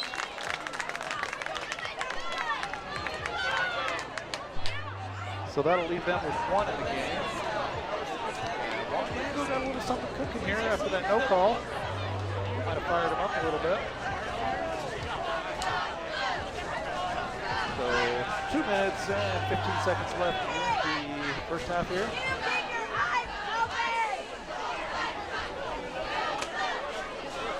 So Juan Diego has it 2nd and 3 to the line of game.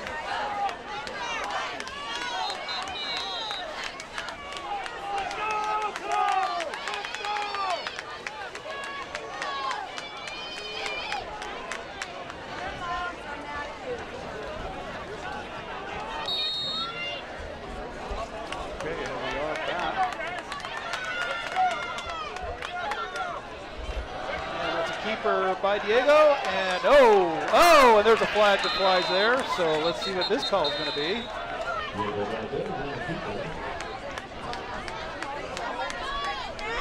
Another holding from Juan Diego, wow.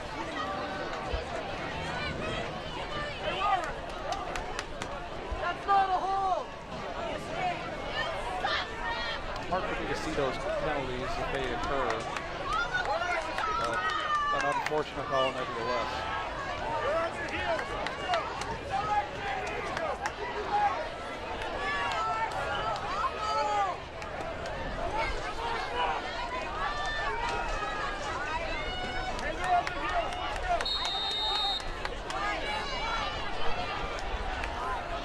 Juan Diego backed up, now 2nd and 13.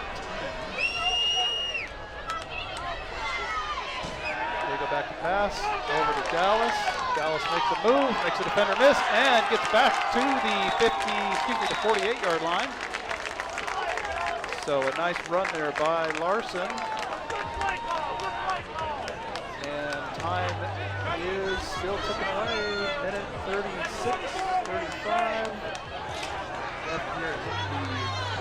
half. So Juan Diego, as soon as they have something going, it comes back to bite them. So let's see if they can get this one going in the right direction. Now we're at 3rd and 2. And that's got to be, there it is. Yep, that'll be a first down for Juan Diego on the cadence by Diego. Offsides. And that'll push the Soaring Eagle into a first down.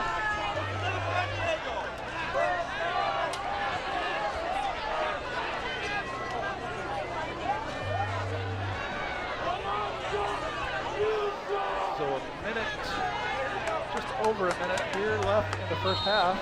Come on, boys, let's go!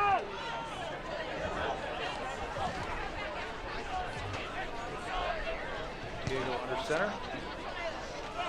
Hand off to Tyler. And Tyler Easter gets down to the 40-yard line.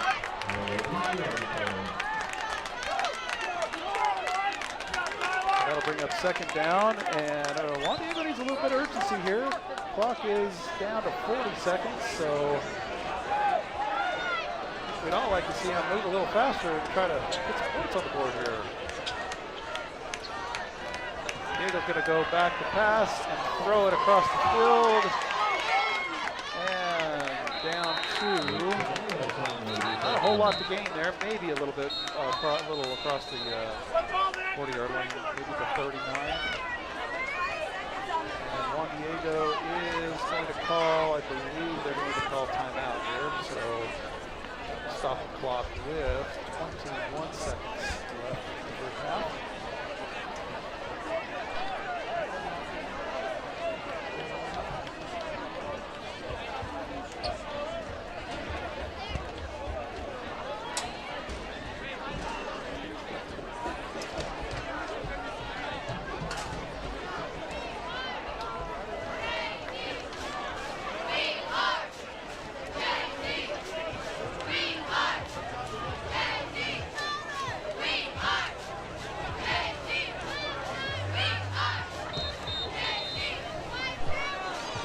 So 21 seconds left in the second quarter. Ball is at the East 39-yard line. Juan Diego with one timeout remaining.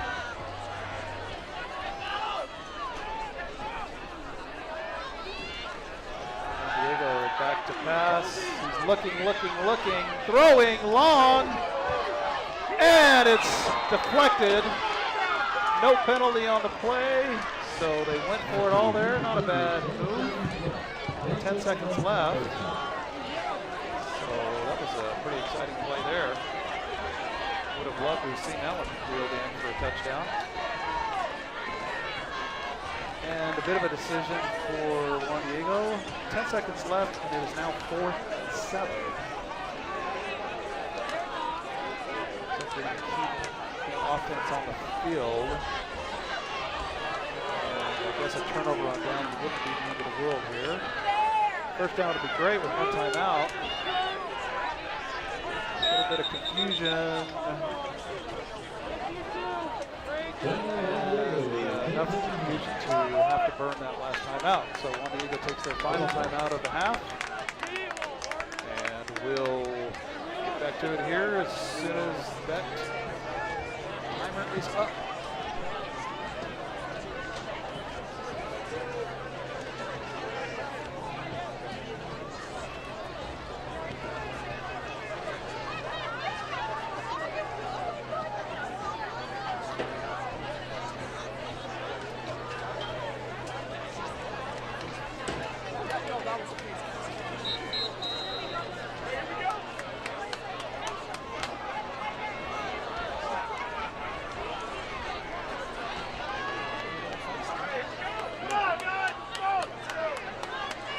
Okay, here we go. 4th and 7 for Juan Diego.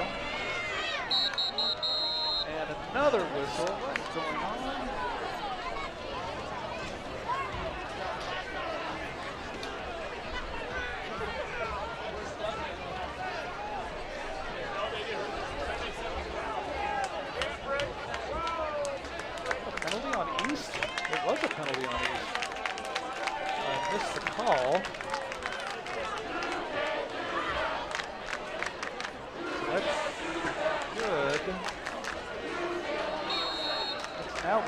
4th and 2.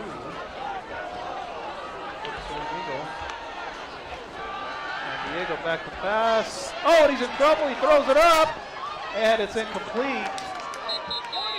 And that is a turnover on downs. Diego's holding his throat and head as if he were hit at the upper extremities there. Yeah, he doesn't look like he's feeling too hot, so he's okay. So East will take over on down with 3 seconds left officially in the half.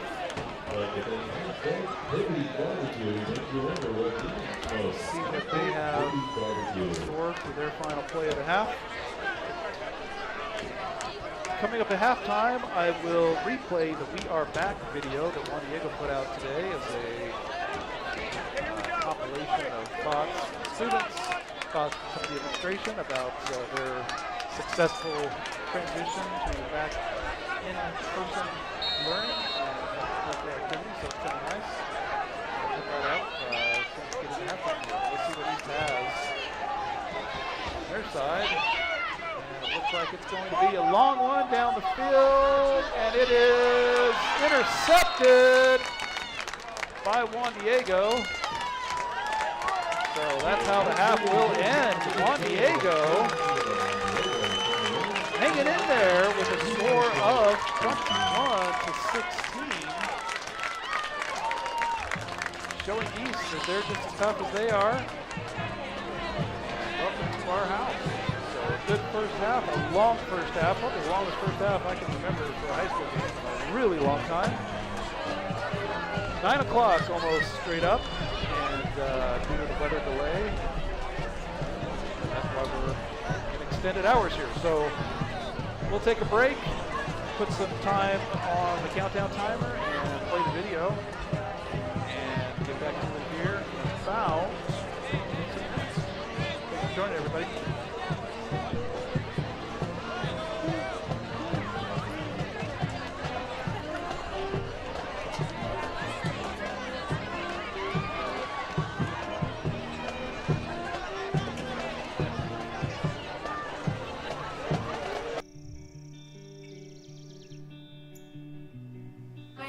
I'm a senior here at Juan Diego, and I think the one thing I'm most excited for is to be able to get to go through the traditions of a senior at Juan Diego. My name is Morgan. I'm a senior here at Juan Diego, and I'm most excited for peer ministry. I'm looking forward most to see how different things are going to be because I haven't had a normal school year, say, since freshman year, and that's 2 years ago, and a lot can change in 2 years, so we'll see.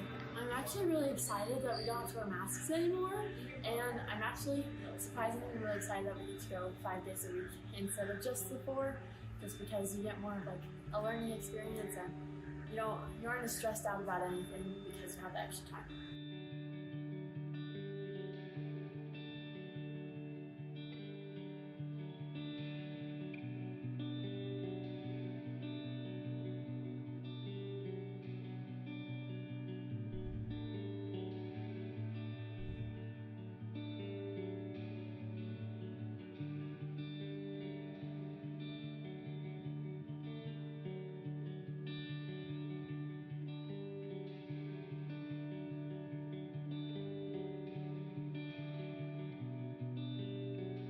This year feels different because last year was kind of laid back because of COVID, and I was also just a sophomore.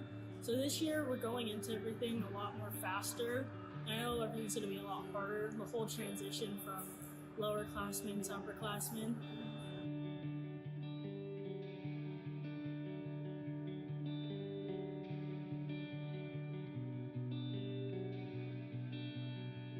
Watching our students this week interact with one another and being together and kind of not being tethered by so many COVID restrictions and rules has been so refreshing, and it's just a great thing that we're back all together in school and we're functioning like a normal high school, and I'm, for one, I'm very grateful for that.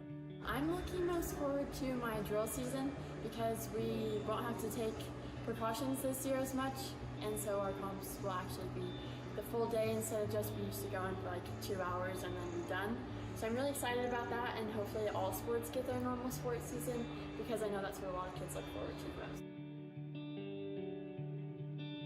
As the Director of Student Activities, I'm excited to welcome our students back to a much more normal school year with lots of exciting events and activities. I'm a freshman. My first week has been great, and I liked it a lot. I've enjoyed how new everything has been, just because I'm in a lot of new things this year, and it's just stuff I haven't done before, which is, I guess it's fun to do new things. So by now, you should all have a name tag on. Let me tell you why you need that name tag, first of all.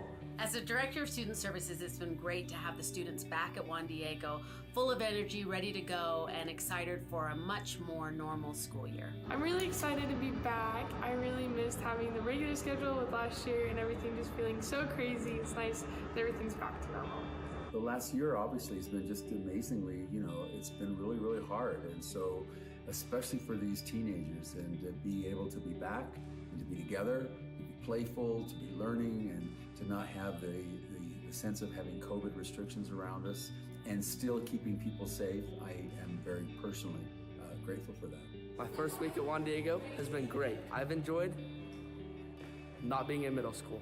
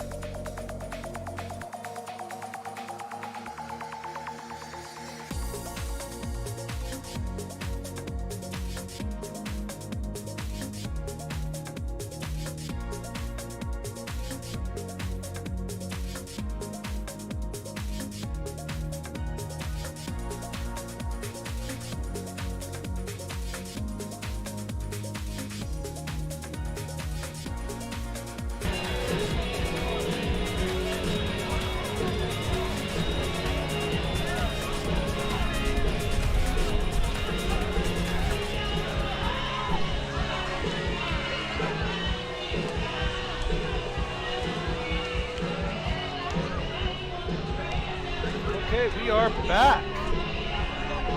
Halftime is just about over. Looks like we got 20 seconds left on the big board out there. And Juan Diego is preparing to receive the third quarter kick. So, should have things underway momentarily.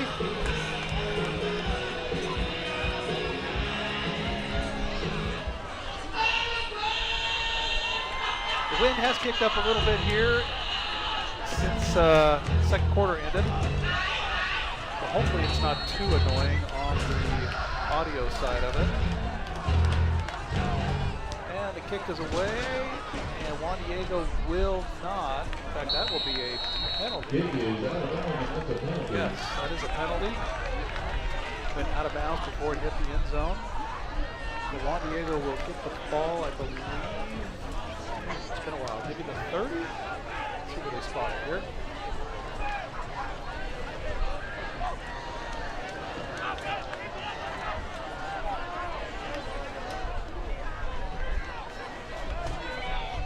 First and 10, Soaring Eagle from the 35-yard line. It's the 35.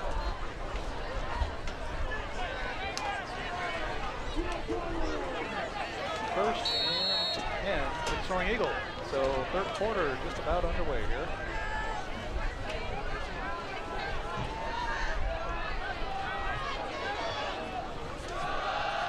And inside handoff to Dallas, who fights for about 5 up to the 40-yard line. So that'll bring up second and 5.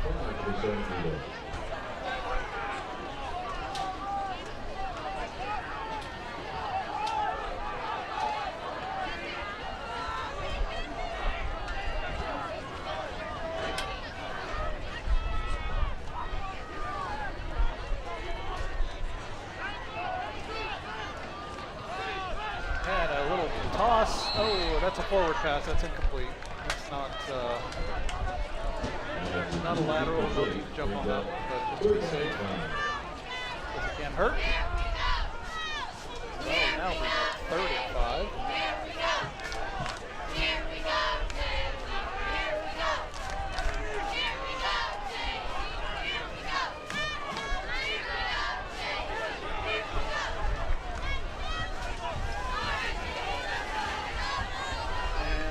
Out of frame is nothing, so you got the whole shot of the offense here.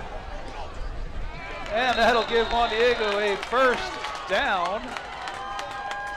Diego with a cadence that is very difficult for defenses to adjust to. Causes them to jump off sides, gives Juan Diego free yardage. And that's going to be the, oh, they are going to move the chains. Okay, I was going to say, the nose of the ball might be just shy of the line game, but they did give them the first down after that. And there goes Dallas up to about the 46-yard line of East. So Juan Diego crossing midfield, driving toward the goal line.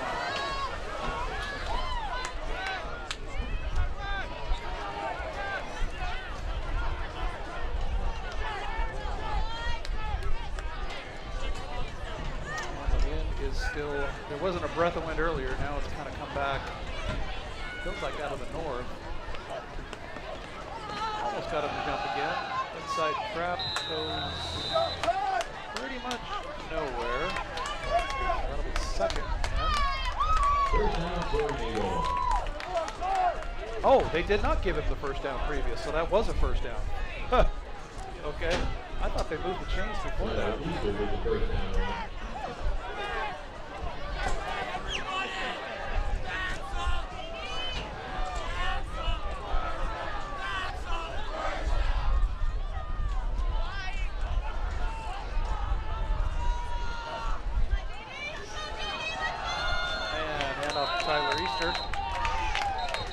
And there's a flag, and I think that's going to be against the East. That looked like maybe a late hit.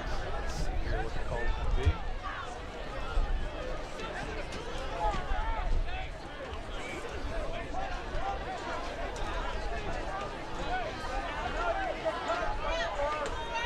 personal foul. It is against East, so my eyes did not deceive me. It is a penalty on the defense, and that's a big one. That's 15 yards.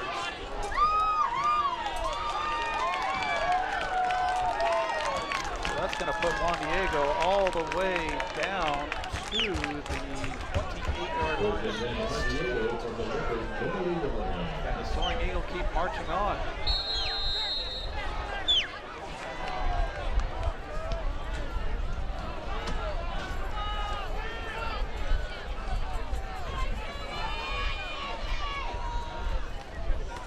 And a fake handoff. Inside trap. Dallas with a move, with a stiff arm. And fighting his way, and that's got to be a penalty. There it is, yes sir. Yes sir, that is a penalty. No doubt about that one. Pull his head off after he's out of bounds, so that's going to cost East another 15 yards.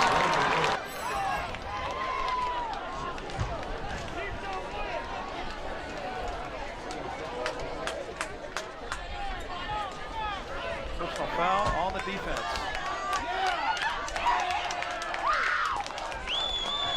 East getting a little feisty here with Juan Diego. That will be half the distance to the goal. So this should put Juan Diego in a first and goal to go situation. It is first and goal to go at the 6-yard line. So let's see if we can punch it in here.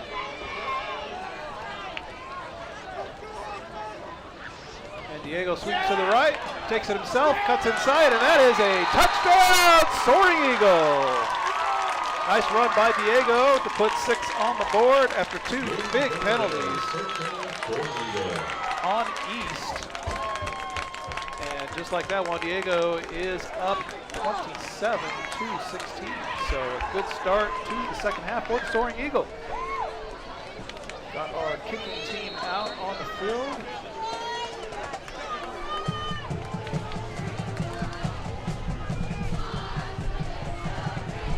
Jeremy kicks that one up and through once again, Jeremy Ortega.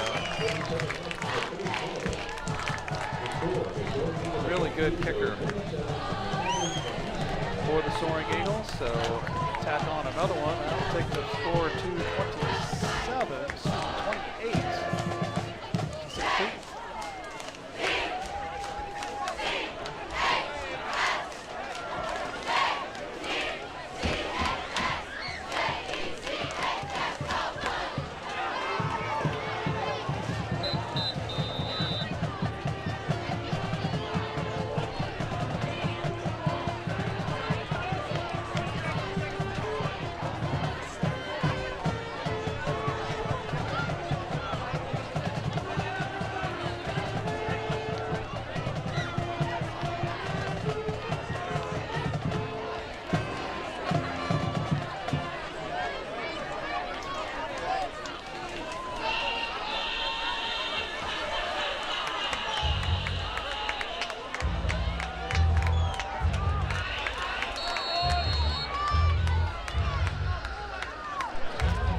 Juan Diego kicks off.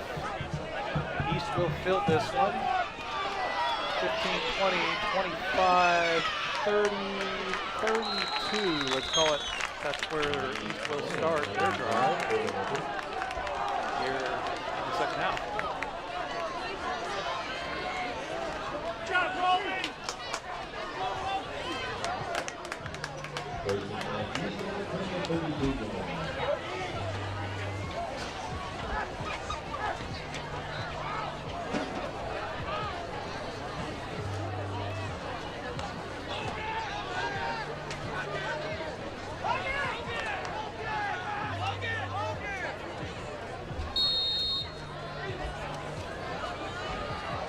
Okay, East with the ball. 3 backs. That goes to big number 2. Forward for a couple. Call it 2nd and 7. Upcoming. 2nd and 6, total number.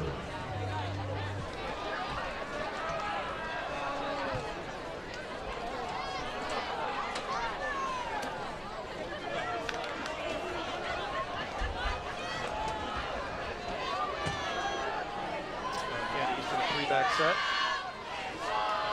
Inside handoff. And another couple of yards is all they're going to get there, so that'll bring up third down for East.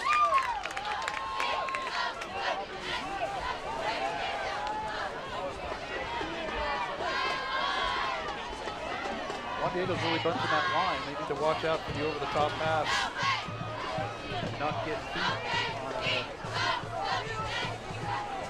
throw over the middle here. 3rd and 3.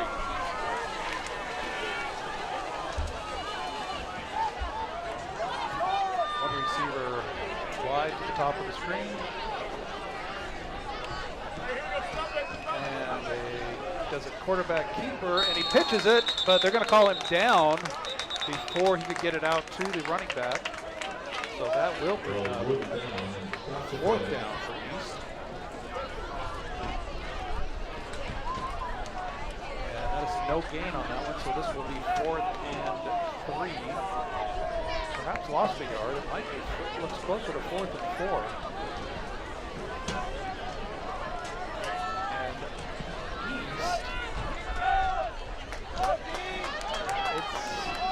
Borderline dicey to go for this one on their own 38-yard line, but they are going to go for it.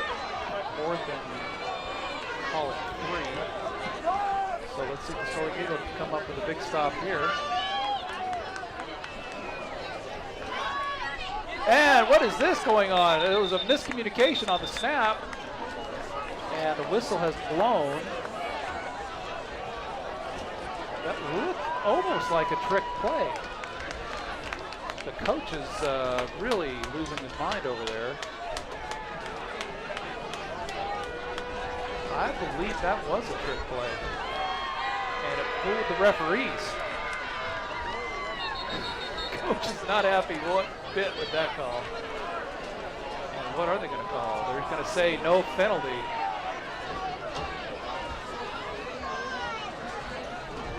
And 4th down. So that's what happened. When I said penalty, I meant penalty. Penalty, excuse me. Boy, I'm tired here. So that was a inadvertent flag on the old dipsy-do trick play. These guys are still talking about it here on the field. These guys being the referee and one of the coaches from Juan Diego. So I guess that's settled. The flag has been picked up. We're going to reset 4th and 3. And we'll see what East has up their sleeve for this one. Oh, they may be punting actually. Let's see.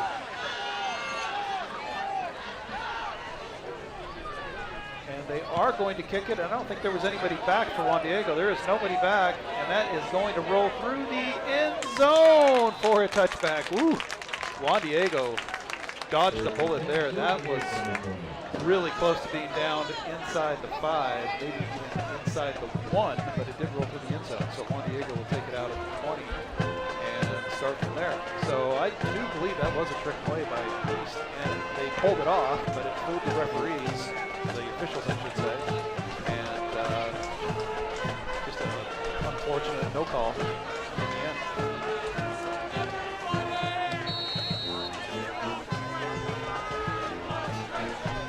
So Juan Diego will retake the field.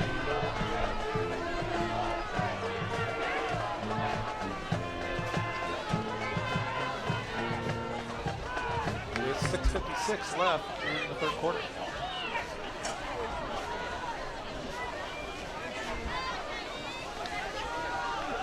Juan Diego will attempt to run that. It is going nowhere. So 2nd and 10 coming for the Soaring Eagle.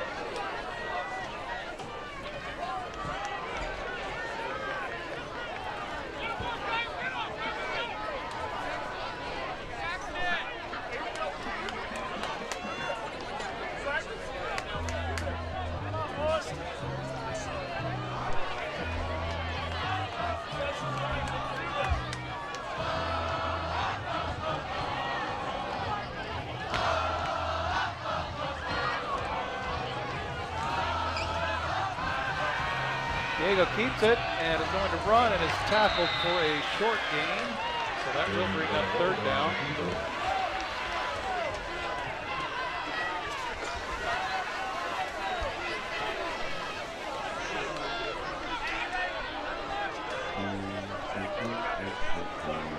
So third and call it 8.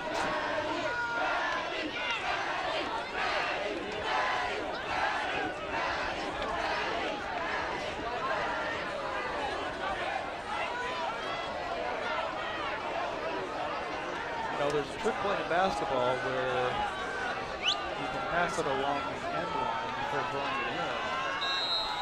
And the old trick is act like you're not the one to be taking the ball out, somebody else is. When somebody else comes in to take it out, you just hand it to them and get a layup. So it seems like East had something like that cooked up for that fourth down play. From what I can tell, I'll have to go back and watch it. A timeout on the field. I believe that was taken by Juan Diego. So we'll pull one off the board for them. Oh, my partner's already pulled one off the board for him. I gotta say, this little partner of mine's helping me out a ton on the clock. So I hope you're enjoying the clock being synced, the score being updated, the timeouts being accurate. Nice to have some help instead of this being a one-man show.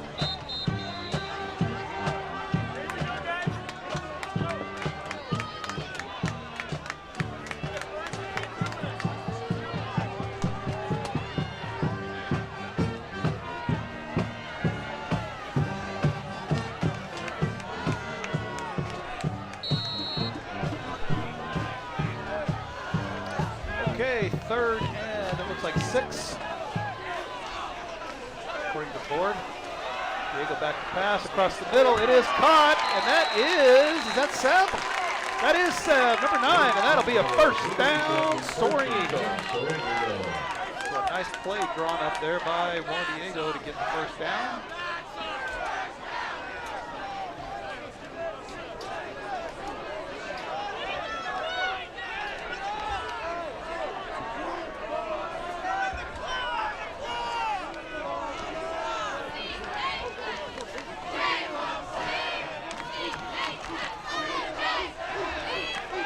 Oh no, that's a false start on Juan Diego, it looks like. Yep, false start, Juan Diego. So that'll back them up 5 yards. Dang. Well, at least it's 9 yards forward and 5 back instead of 5 forward and 9 back. Nevertheless, I want to see those silly penalties on offense.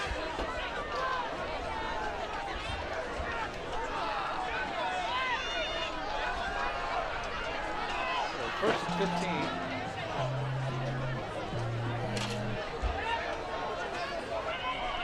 Gets it on the inside hand off to Dallas. Dallas gets away from one defender. Tackled by, looks like the second or third defensive attempt, but not until he gets about maybe closer to 11 yards on that game. This will bring up second and 4. Call it 3, second and 3.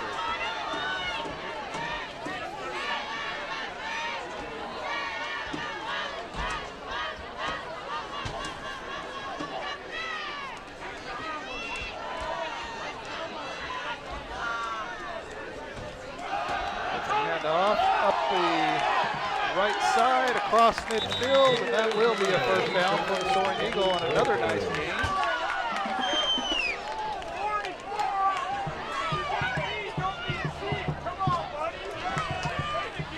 So Juan Diego on the move. That carry was made by Antonio Rizzano.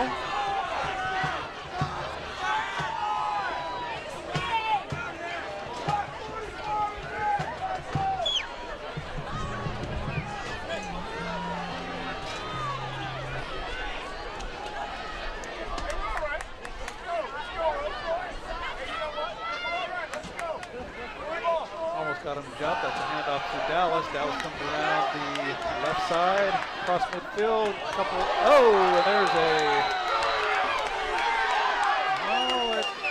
I don't think it was a penalty. It was certainly a grab of the jersey, but there's nothing wrong with that. So he didn't grab his face mask. It just looked rather violent, but it was not a penalty from what I can see. So I think that's a good no call.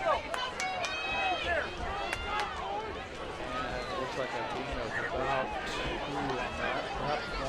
So call it second and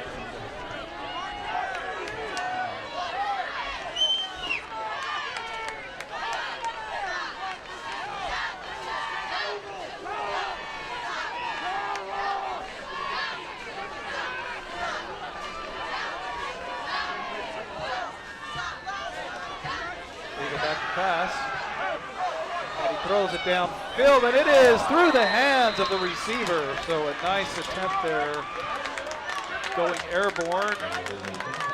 And again, that looks like Antonio. Boy, puts himself in somewhat of a defenseless position. Almost had it though. So nice athletic play there. We'll bring up 3rd down and it's like 3rd and 8.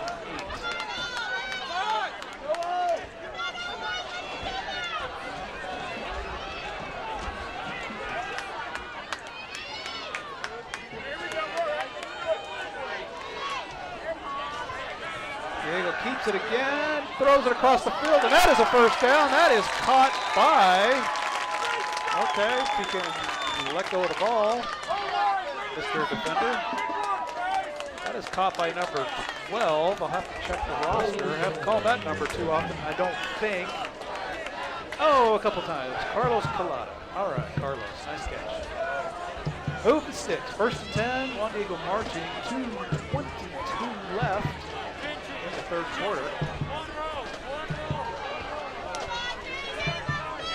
We have a receiver here at the near side of the screen. Juan Diego draws up for this play. 2 wide receivers, 1 on each side, 2 backs. Diego hands it off, and that will be a loss of 2.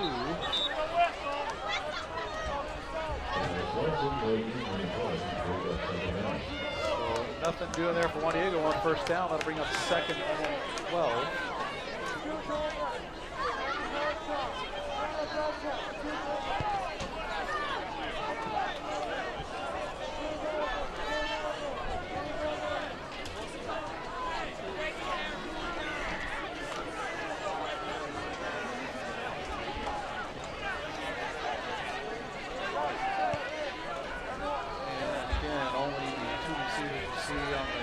Side of the screen. Diego back to pass. Ooh, and he throws it. Ooh, goodness, I thought he threw it right to the guy. Right to the wrong guy. And they're wanting a flag on that for intentional grounding. Looks like the referees need to talk to one of the other officials about it. Is he? Nope. Not gonna call it. Incomplete pass under duress. So that's going to bring up 3rd down at 12. And the east side of the stands comes to life. Got a few fans over there. So 3rd and long for Juan Diego. And the Juan Diego side comes to life, starts to shake his hands. And that's a handoff. And that's almost a big gainer, up to about the 30-yard line. By Antonio. And Juan Diego with the decision. The kicker for Juan Diego probably might have the leg to make this, but this 4th and relatively short, so this is probably a go-for-it situation.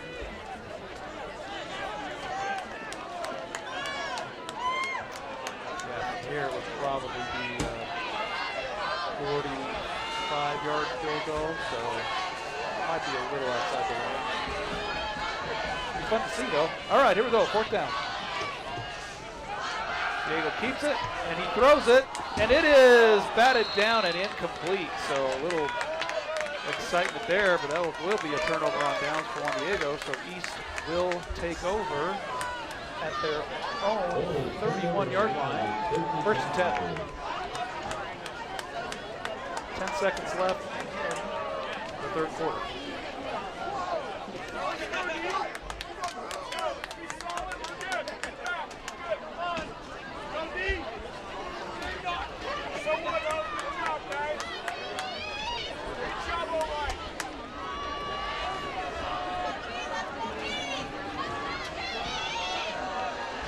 Receiver set for East, one back.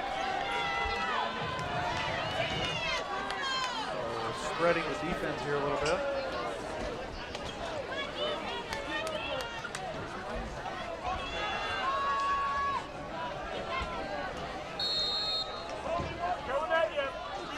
My guess is a handoff in the middle. Nope, he is going to roll to his right. He's going to throw to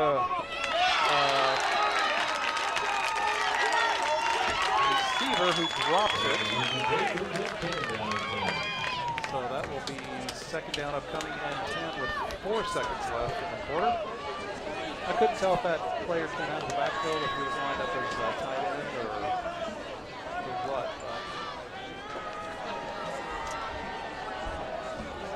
Got a little nervous and dropped it nevertheless, so second down.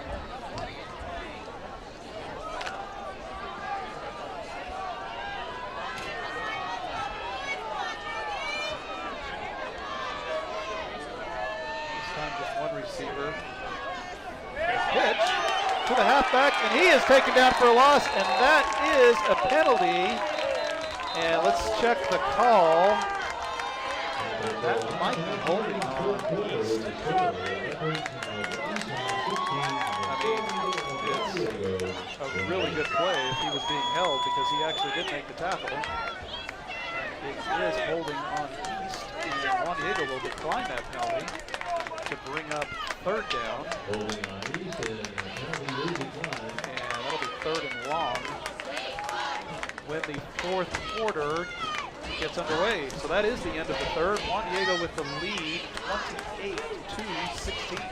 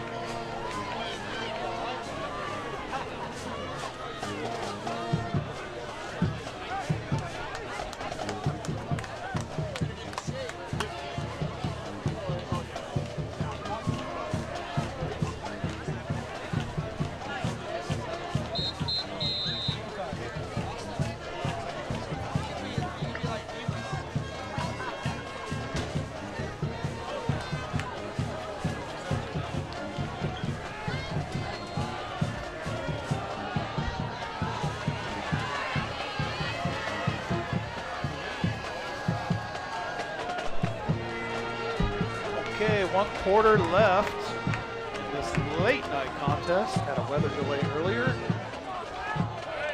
so delayed the game. And what is going on now? How do you have a whistle right out of the transition from the third to fourth quarter?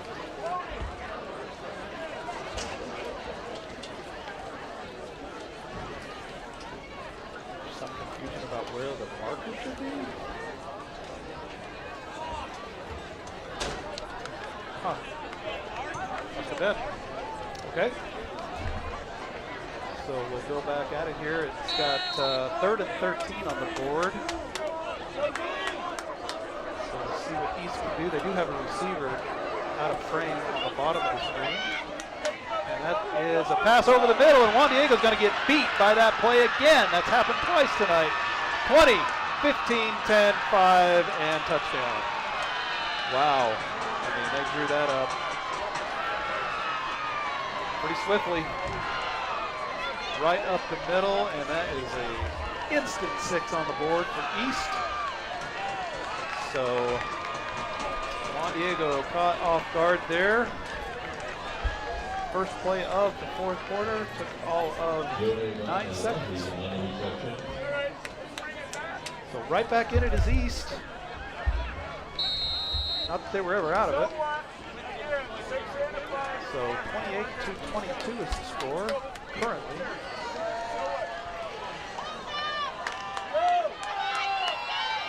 And they are setting up for 2.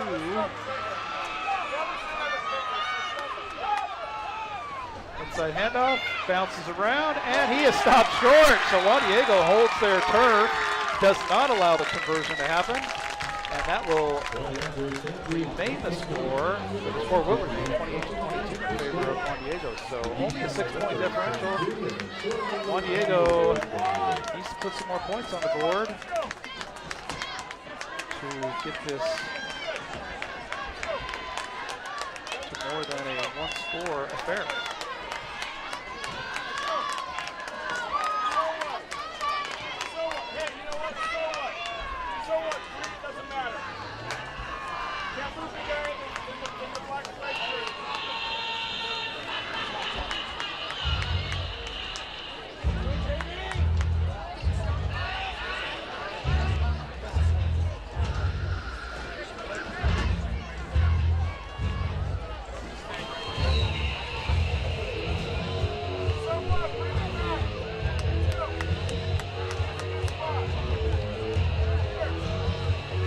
Leopards with the kickoff here.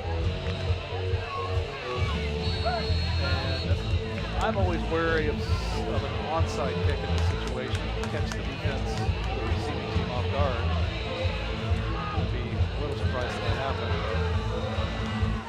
Ooh, almost looked like they were lining up to do something there. Juan Diego, a little confusion there. But they are going to field it at the 20, and it will stay at the 20.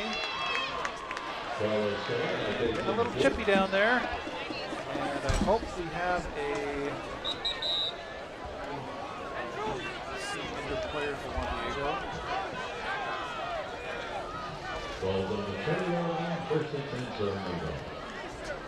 Hope that is nothing serious. Dang it. Good to see injuries for anybody. Let's see if we can get a number on that one.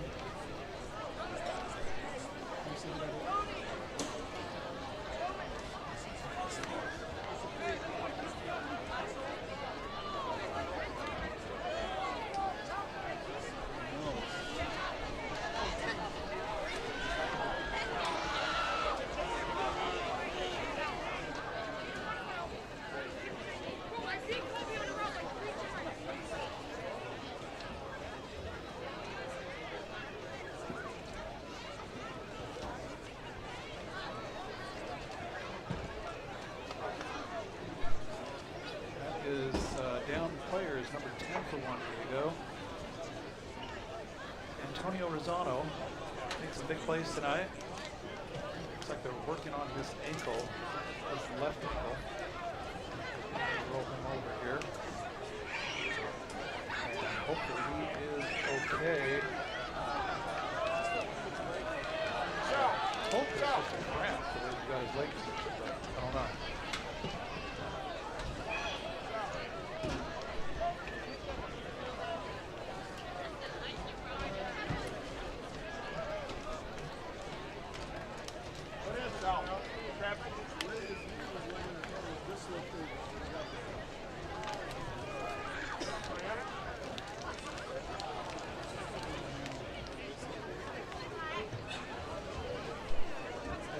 Some pain down there, so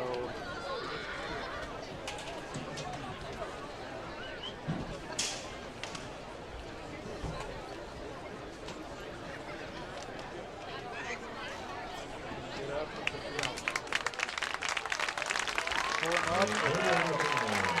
Looks like he might be okay. I think that may have been just a cramp. Let's hope that's all it is. Nothing more serious. Like that. They were working on him. That got his attention. His nerve, something in his leg, didn't like what they were doing. So, all right. So we are back in business here. Juan Diego with the ball.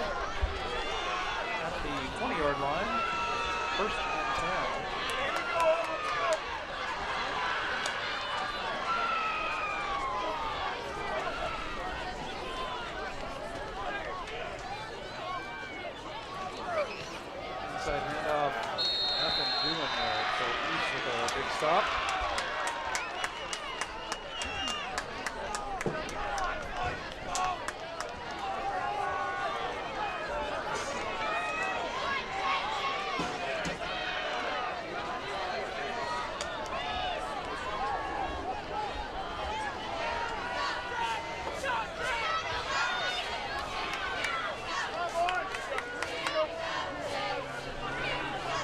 One receiver wide left, out of frame.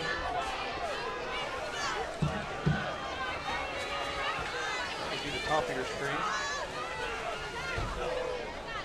And that's a handoff inside. Nice little run there by Tyler Easter. He will be short of a first down. So we're looking at third and clear back to the 26, so that's going to be 3rd and 4. 3rd down 5 for the short game.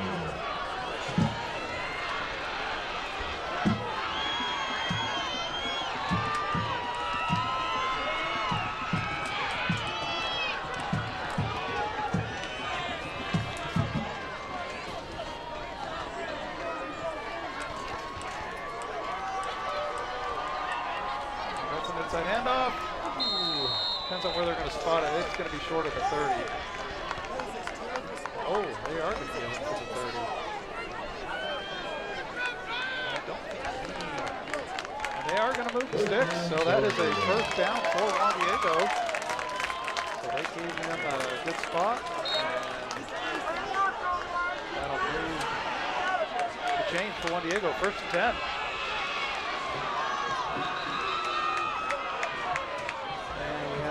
Whistle on the field. It looks like the officials are going to talk something over here.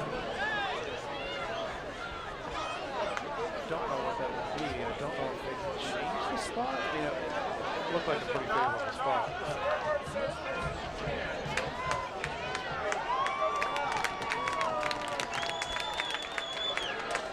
Now what? They almost look like they're going to walk off a penalty. I have no idea what that was about. Okay, here we go. Let's try this again. 1st and 10.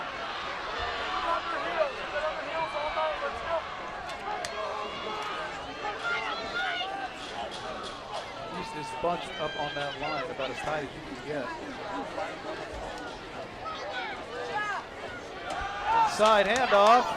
And the ball is out, and the ball is back in Dallas' hand, and he's gone. That's 40, 30, 20, 10, inside, touchdown, Juan Diego, and a penalty. Oh, you got to be kidding me. Are they going to call a penalty down there on that?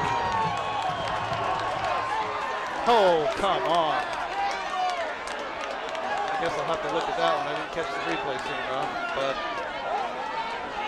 another long run. Looks like it's coming back.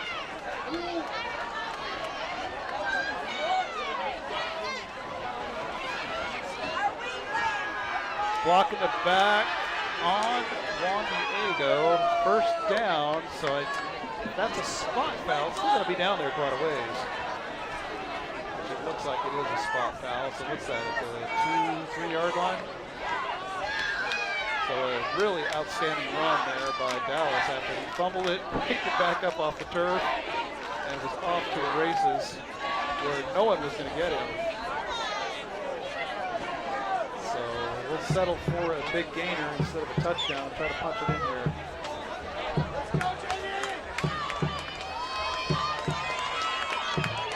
Oh no, they're going to spot that clear back at the 17-yard line. So still a sizable gain for Juan Diego. Diego under center.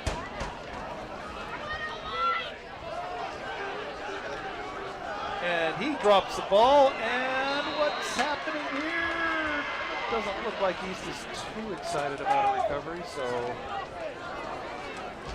Diego or Dallas fell on that one. Oh no, Diego does not look like he's in very good shape right now. Looks like they're taking him below the boat.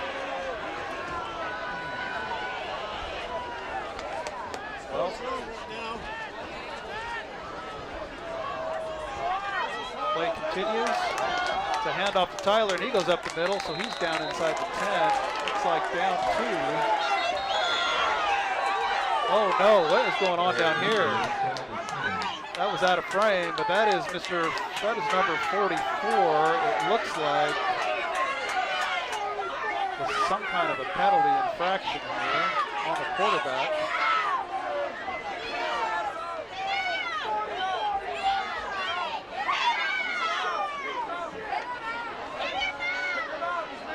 And what's the call going to be?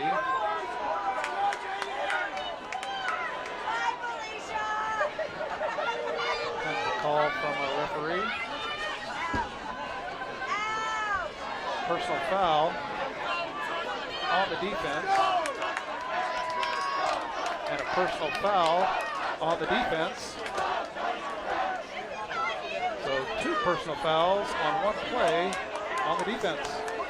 And Juan Diego is really close to the goal line at this point. And from what I could tell, that might have been a late hit on the quarterback. But it was out of frame. Let's see what we have here. Oh, they dropped the ball again. My goodness. That is just too much of that going on. Okay, well, it's 2nd and goal.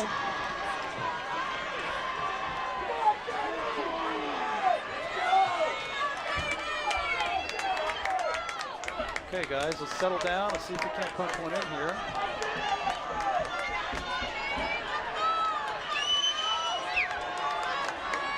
Diego under center, hands it inside to Dallas.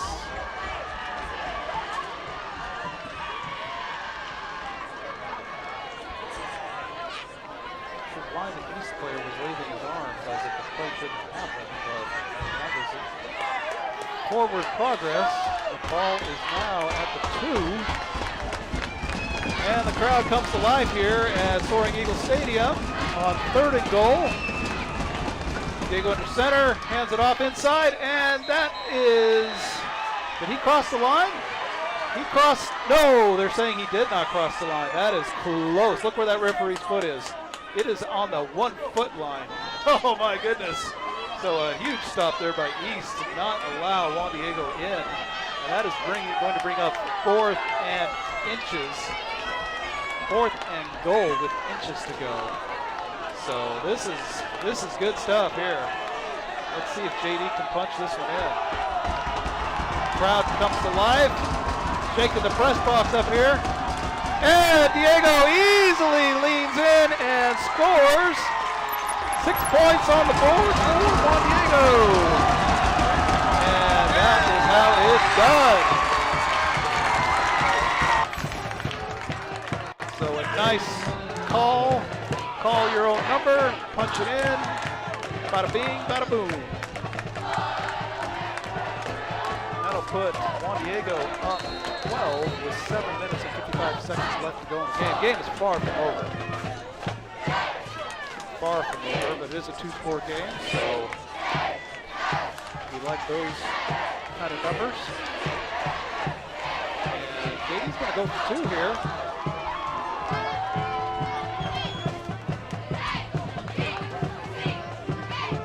So a 2-point attempt, and that didn't go anywhere. So unsuccessful try by Juan Diego. And the score will remain 34-22.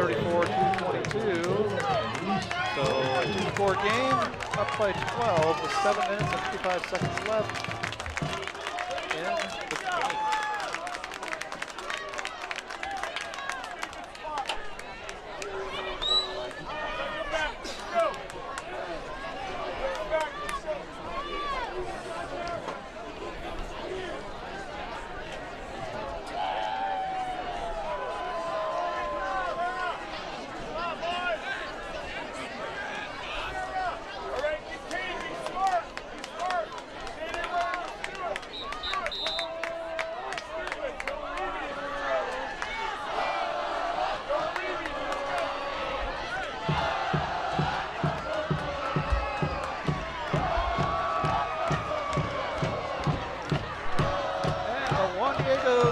direction, getting involved, making some noise, waving the flag. Friday Night Lights. Here we go.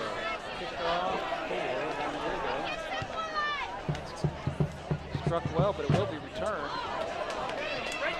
10, 15, out of bounds at the 18-yard line. So that's where East will take over and start their drive. 7 minutes and 47 seconds left in the fourth quarter. Juan Diego did have to burn a timeout earlier. Hopefully that's going to come back on offense later.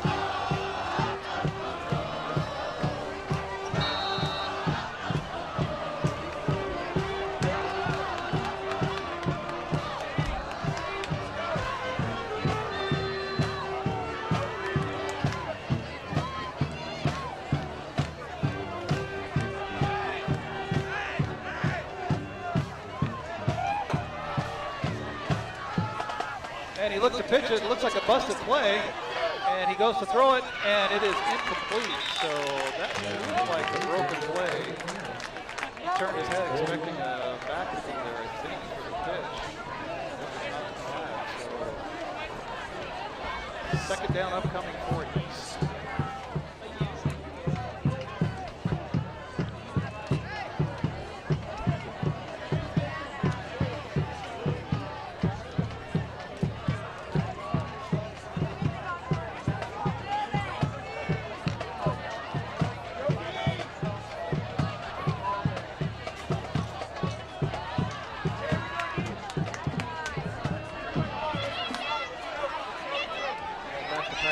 Quarterback across the middle, and I'm telling you what, if he would have caught that, he would still be running just like he is, only a lot faster and to the house, and that would have been scored. That over the middle, down the middle throw is killing Juan Diego. I'm no coach, but I would put somebody back a little bit and try to prevent that from happening. So I think they dodged the bullet now.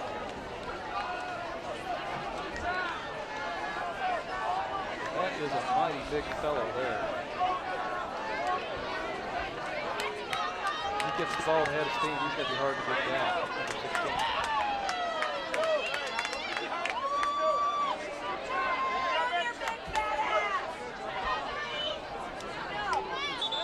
And that is a penalty on East. So a false start. Got back him up 5 yards. And put the ball at their own, the East, that is, 14-yard line-ish. A little kind of 14, so we call it 14. And I believe that is third down and 15.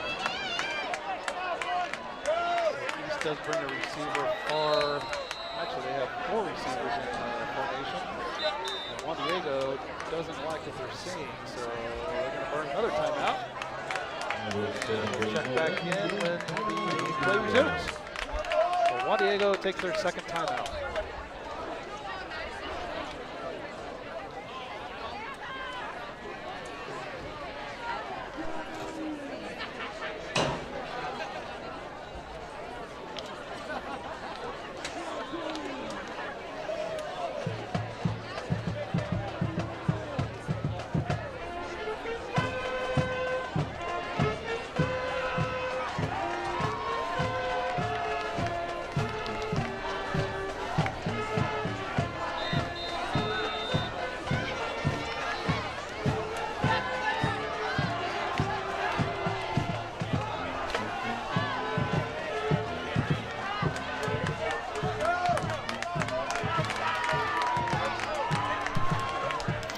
So third and 15 for East.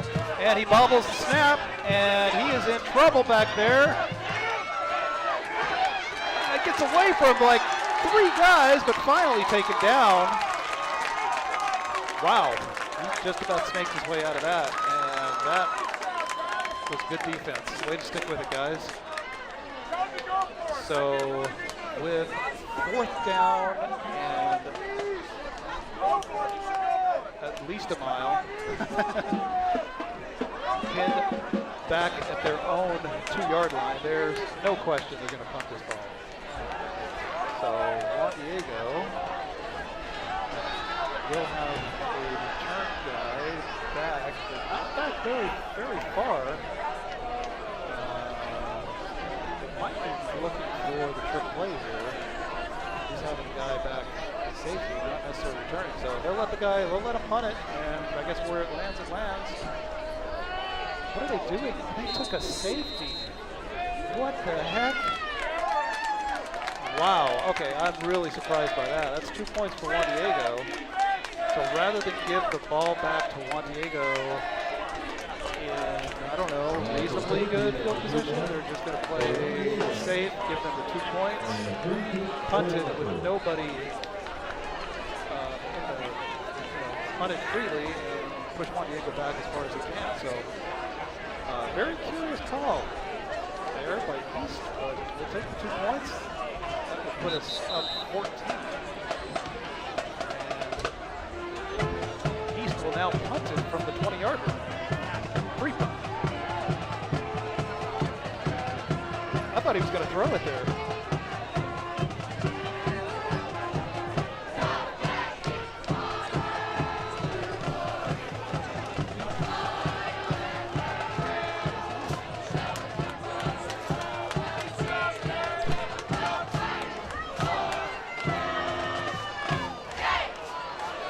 Well, I've seen it in the first few games of the year here.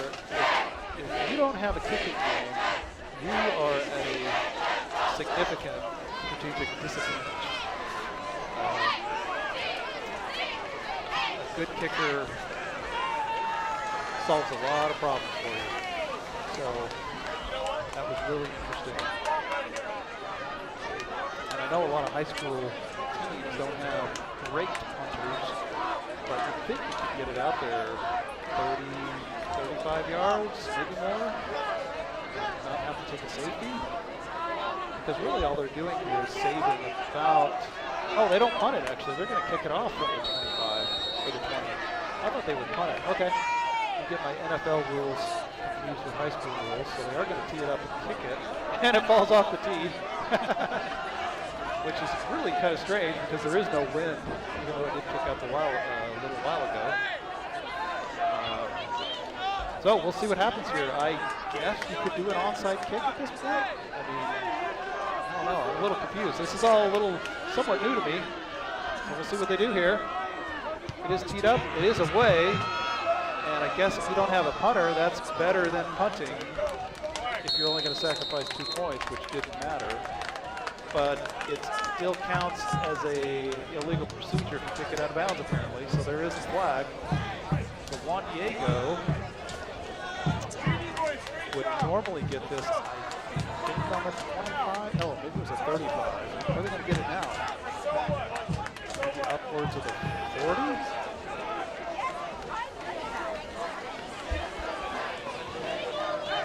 Referee's headed 40 is going to be the 45. Wow. So I'd say that's a bit of a miscue on the kick, resulting from a safety, having to go out of bounds and giving Juan Diego basically the same field position, maybe a little worse than they would have gotten otherwise. Oh, they're going to move it all the way. Wow, look at this. So that penalty costs East. I mean, that ball went out near the 10-yard line, and it has been moved all the way up to the East 45-yard line. So that was no better than trying to punt it and not getting the 2 points. So interesting play there. Okay, back to action. Juan Diego, let's see what that is, hands it off.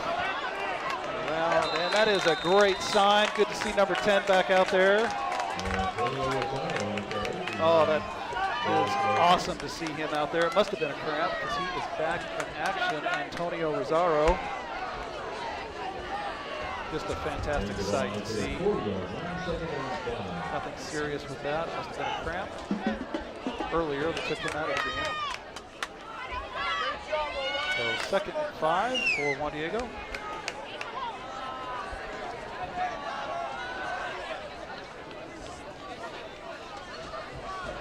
Diego under center. 2 receivers to the top side of your screen.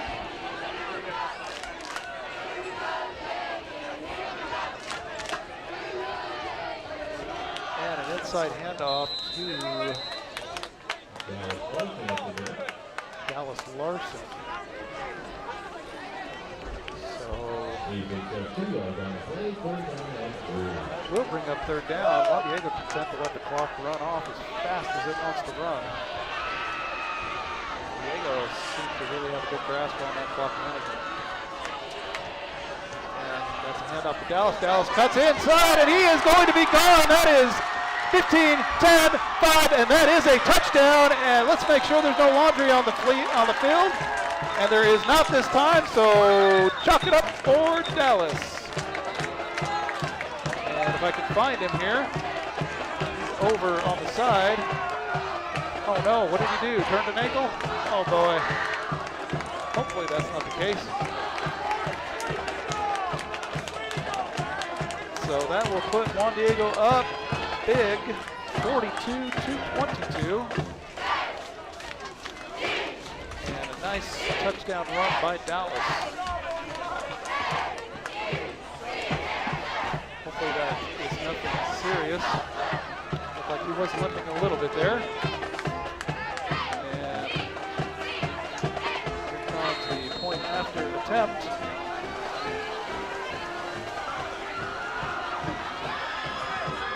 And it is up, and it is good once again.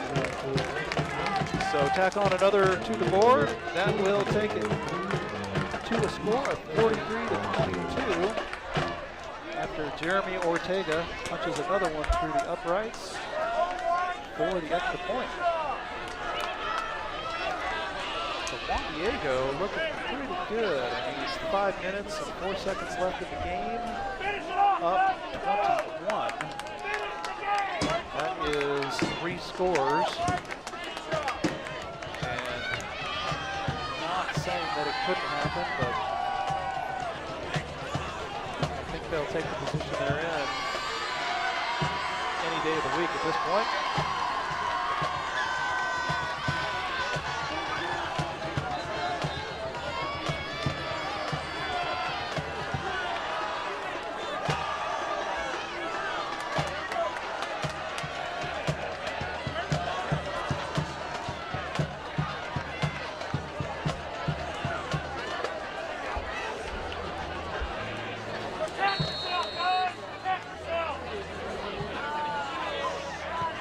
Up and away.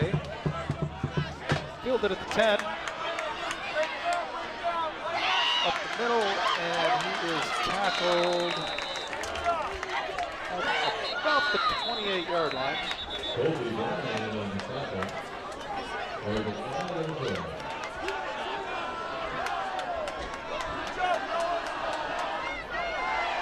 And the Juan Diego student section getting into the festivities here, giving some waves to the opposing team.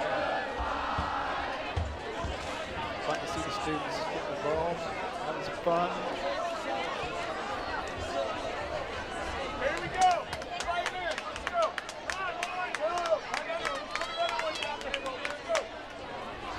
The ball back. What are they doing now? They call a penalty? The play hadn't even started yet. Okay. First and 10 from the 14. I'm not sure why they backed him up.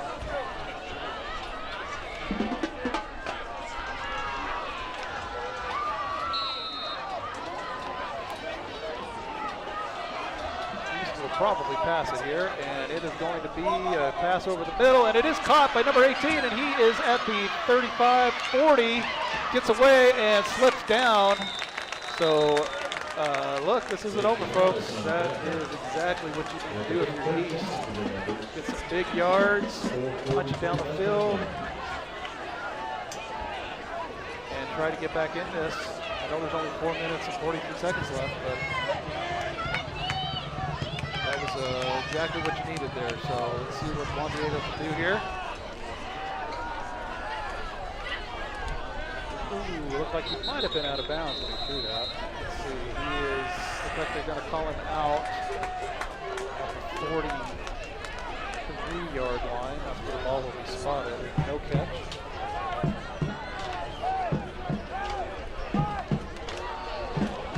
Called for 42. Nope, called for 43. He put it in the 42. Now it's at the 43. So this will be second and about 4 for East. We're rolling out the attack now. 3 wide receivers, 2 backs. A bit of a low snap, he handles it well. And he is going to throw it down the field, and that is caught at the 25 down to the 20. So East again doing exactly what they need to do to keep this game within reach, and a big gain by East. That was a really nice play. Again, hustling to the line. 4 minutes and 8 seconds left, down 21. I mean, they're within one play of scoring right here. And he spikes it to stop the clock, so pretty wise play there. They do have 3 timeouts, but with a first down and you know you're going to throw it long. That's the deal.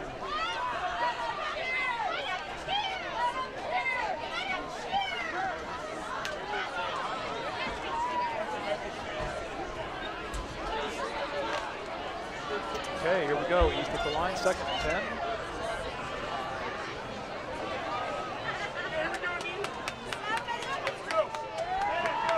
Back to pass, and he's going to run it. 15 out of bounds at about the 13, maybe the 14.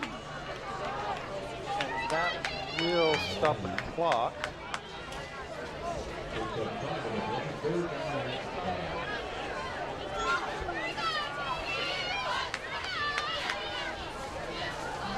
And bring up 3rd and 5.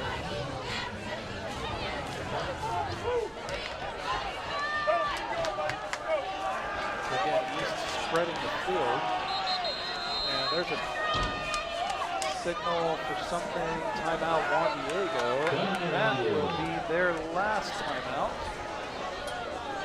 So you want to make sure you get it right here for sure. 3 minutes and 53 seconds left in the half. Add a tick on the clock there, partner. There we go. He's all over it. I don't need to tell him what to do. Let's check on the students over there again. What are they up to? And they got the flag out waving.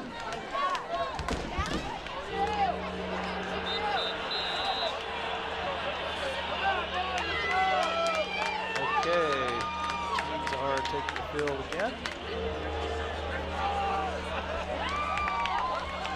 Got my man with his hand on the trigger for the clock. I've got my hand on the camera. We're going to see what East draws up here on 3rd and 5 from the 15-yard line. And another bobbled snap. Busted play, but not a score. He was tackled and tossed out of bounds, so that will stop the clock. And move the chains. Well, the chains don't really need to move. It's just a 1st and goal now with 3 minutes and 44 seconds left. So down down 3 scores, down 21. East is knocking on the door. 1st and goal.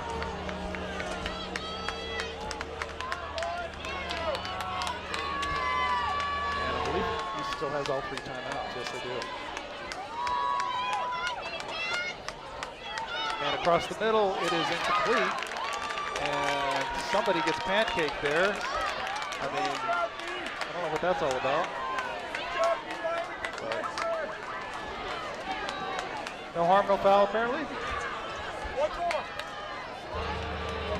They're going to go second and goal. I know the board says second and 10, but it's on the 8-yard line, so it's second and goal.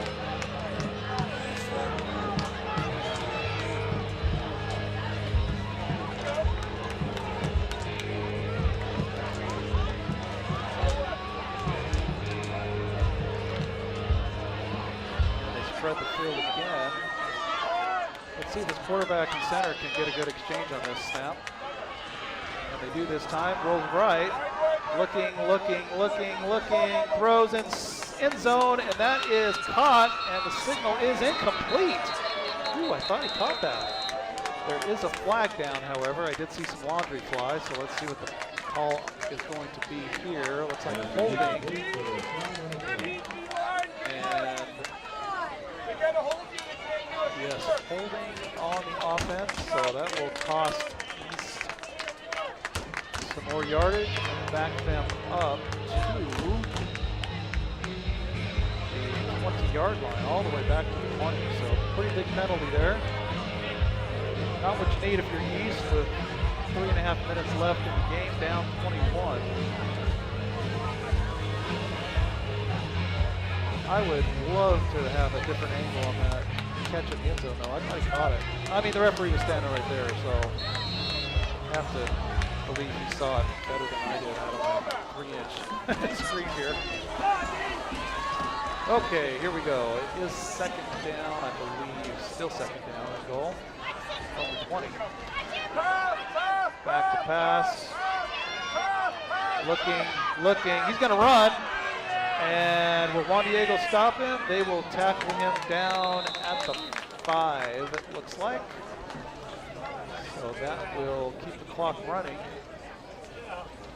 and bring up third down.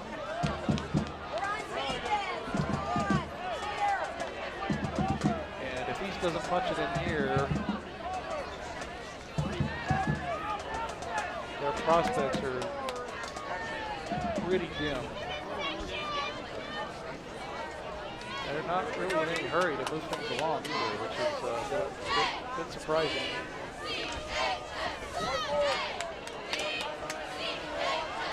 And I was going to say, is that number 44 under center, but it's number 4.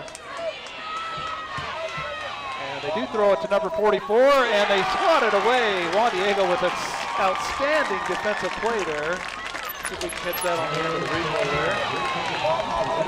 Nice play there by Juan Diego. Bring up fourth down.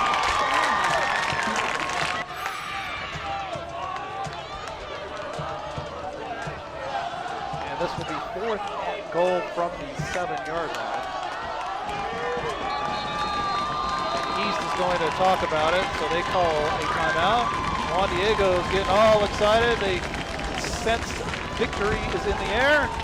The student section is having some fun over there. And let's see what the boys and girls are up to. Well, they calmed down all of a sudden. So it was getting a little crazy there for a minute.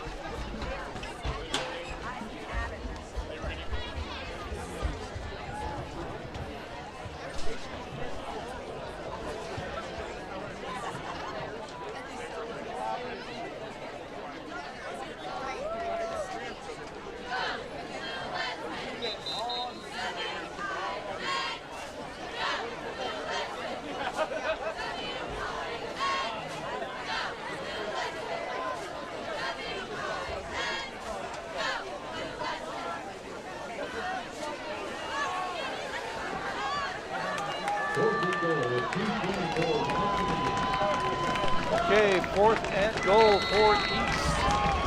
Backs against the wall, down 21 with 2 minutes and 24 seconds left in the game. Quarterback rolls right, looking, throws, and it is caught. That is a touchdown. No, they say incomplete. They say bobble, incomplete. And that's a turnover on downs. Wow. I thought he had it, but the referee was standing right there, so that is going to do it, I believe. So congratulations to Juan Diego. coming into a game hosting a powerhouse team. And believe me, if you ask anyone in the state about East, they are considered a powerhouse. I know their record doesn't reflect that this year, but they have some really good players on that team. And they're a force to be reckoned with.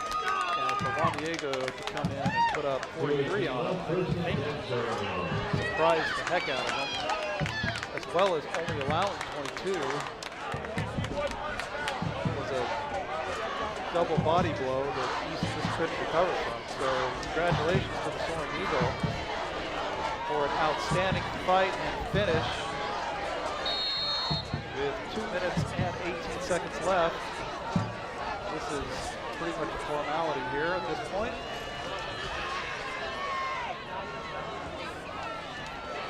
And it is a run up the middle. And taken down is Dallas Larson. So the turned ankle is a non-issue for Dallas. And it looks like East has called their second timeout. I mean, I'm not really sure why at this point. 2 minutes and 10 seconds left. Down 21 without the ball.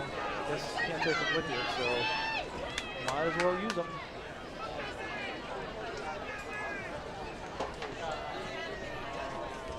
So JD going to go 3-1 on the season with an impressive victory here tonight. Headed into region play next week against Morgan. That is a game at Morgan. And back home for 3 more games, all region contests. And closing up the season on the road, I believe, at Grantsville. So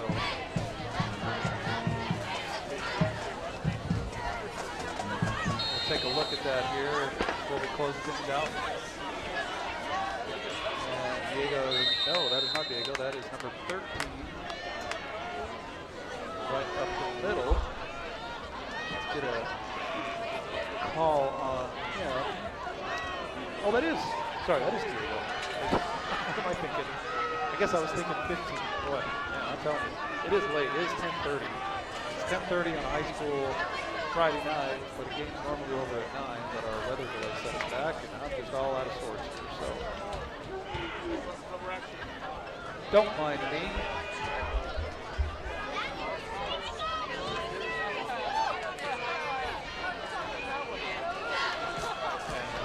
And number 44 gets a shot in, and there goes a helmet flying off, and flags are flying everywhere. And I mean, come on, big boy. I mean, that was a little ridiculous. He needs to back away. I'm sure he's upset that Juan Diego is taking advantage of the opportunity here, but you can't lose your head like that. Referee's going to call personal foul, face mask on the defense, and give Juan Diego a first down. And referees and officials need to be cognizant of what's happening here so that nobody gets hurt. That's the risk happening now. It's really uncalled for. So no matter, Juan Diego will go to victory formation and put this one to bed. So Diego under center. Watching the time tick away.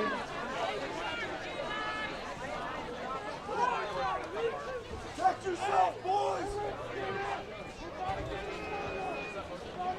We're all waiting for the snap. I guess they're looking at the play clock or the official with the clock on the field. Smart play there. And look at this. I mean, are you kidding me? I mean, that's just uncalled for. I mean, what is he thinking? I mean, he bullies himself in there. And it looks like they are going to do something about it, finally.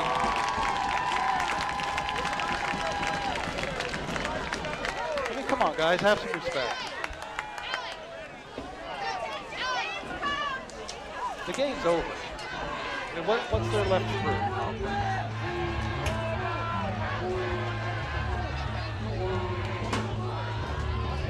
So the officials are going to talk it over with 35 seconds left. And what is now? Oh, they're going to give them a timeout. Okay. Well, I'm a big fan of sportsmanship, and we're not seeing a lot of that on the other side tonight. So it's unfortunate. Hopefully they can watch this and maybe take some lessons away of how you should show respect for your opponent,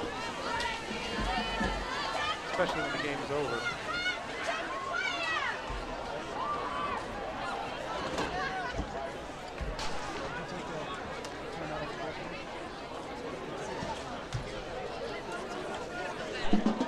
So that'll be the last time out for East. With 35 seconds left. Referee's having a chat with everybody down there.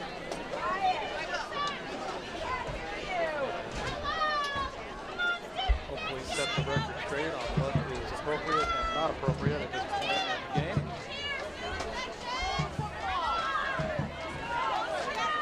So Juan Diego, 43. East, 22. They've got 50 seconds on the clock. Let's see what happens here. And they settle down, take a knee, as it should be.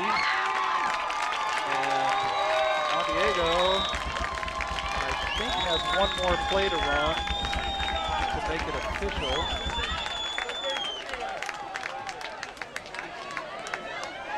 That's what we're going to talk about. I think there is one more play to run. The clock being where it is.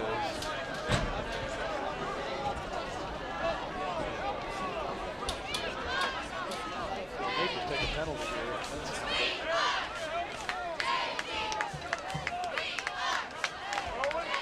Well, we're going to go ahead and snap it, kneel it, call it good, and that is the ball game. So Juan Diego with a statement victory over East. 43-22. So congratulations to the Soaring Eagle for an outstanding effort. Last minute game put on the schedule due to a cancellation. And really fantastic to see the team come together.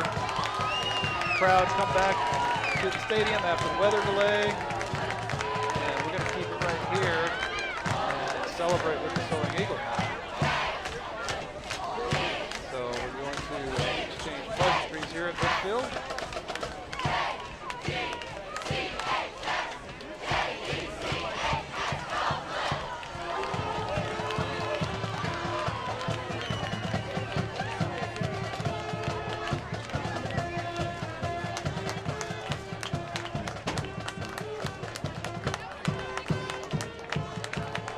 What is this? Wow. Okay. I mean, the game's over, buddy.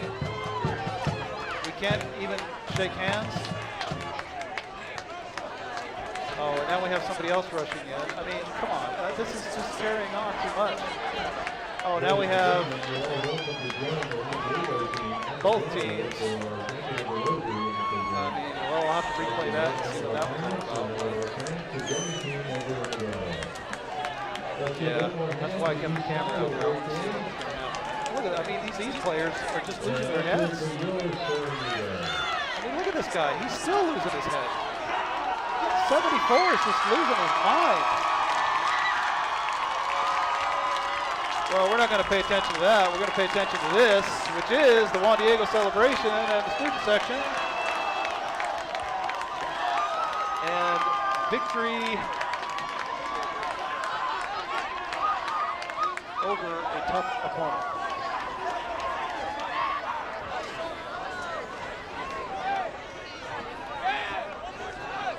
Well done, Juan Diego.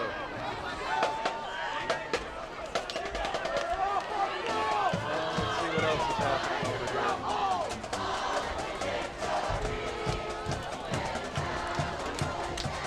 Looks like they're packing up to head back.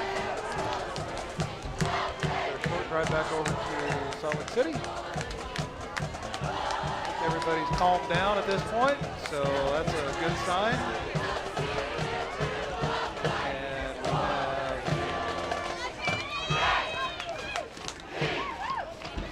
we have a celebration going on here, so let's keep it here.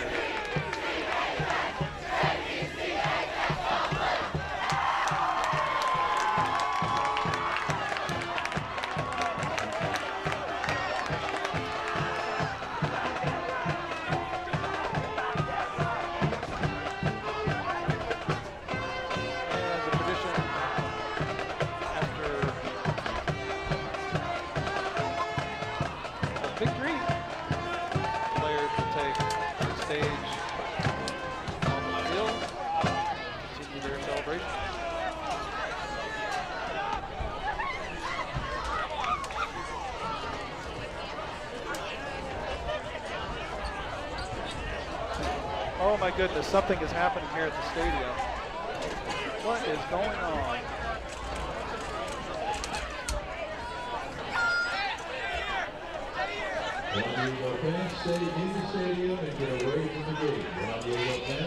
Well, there is a mad rush going on over at the gate. People sprinting over there. And the football players on the east are coming back to the position. I mean, this is just it's non-stop. It just doesn't end with this team. I don't understand. It's embarrassing. If you're an East High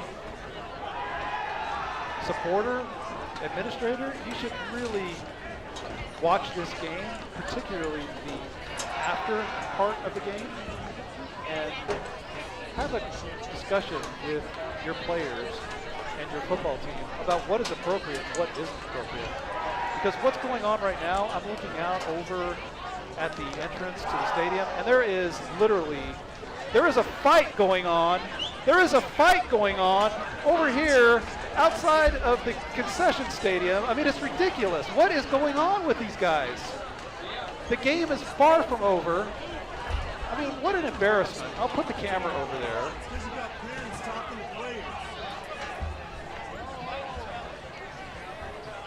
So this is the scene outside the concession area, the gate. I mean, it needs to end. It's over.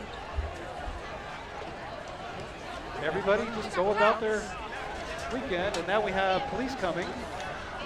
So this is just out of control. And I'm still streaming. So yeah, now we have the Draper Police coming in to Juan Diego Stadium. We'll pan back over this way. You can see these guys coming in. Yep, I'm sure this is exactly what they wanted to do on a Friday night. Yeah, this is unfortunate. So again, is this really necessary is my question to everybody involved on both sides. It just doesn't seem like it's something that needs to happen. So puts a little bit of a damper on the celebration, but I do not want to take anything away from Juan Diego, who is out on the field celebrating.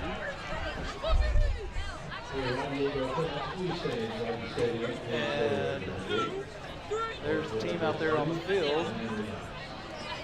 And the field announcer is saying that, and here we have even more police coming. I mean, this is out of control down here in Juan Diego. I mean, really. I know I probably shouldn't be streaming this, but I feel like it's very necessary. It's very necessary for the East High administration and players and coaches to see this and to watch it, because it's uncalled for. I mean, really? The police have to come after a football game? Because first of all, you couldn't contain your players on the field, and now after the game's over, off the field, we have this going on. I mean, it's really incredible. And we have been told as Juan Diego supporters to not leave the stadium. Yeah, we've been told, you can hear the PA announcer, stay away from the gate, stay away from the stand, or stay in the stands until this is all resolved. So that's what we're going to do. Let's see here.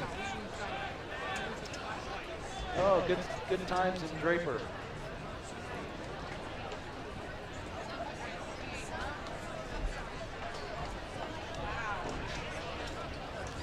So let's hope nothing serious happens out there.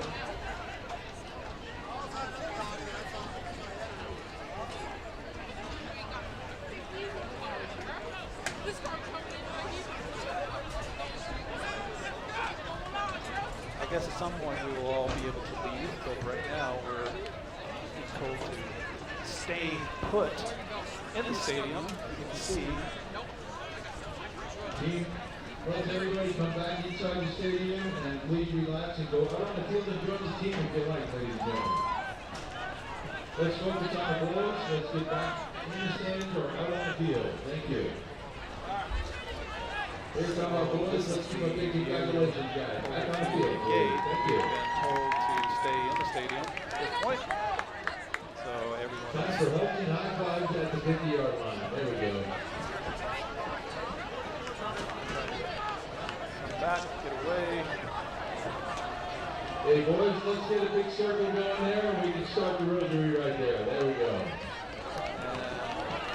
Back at the field. That's what we have going on. So.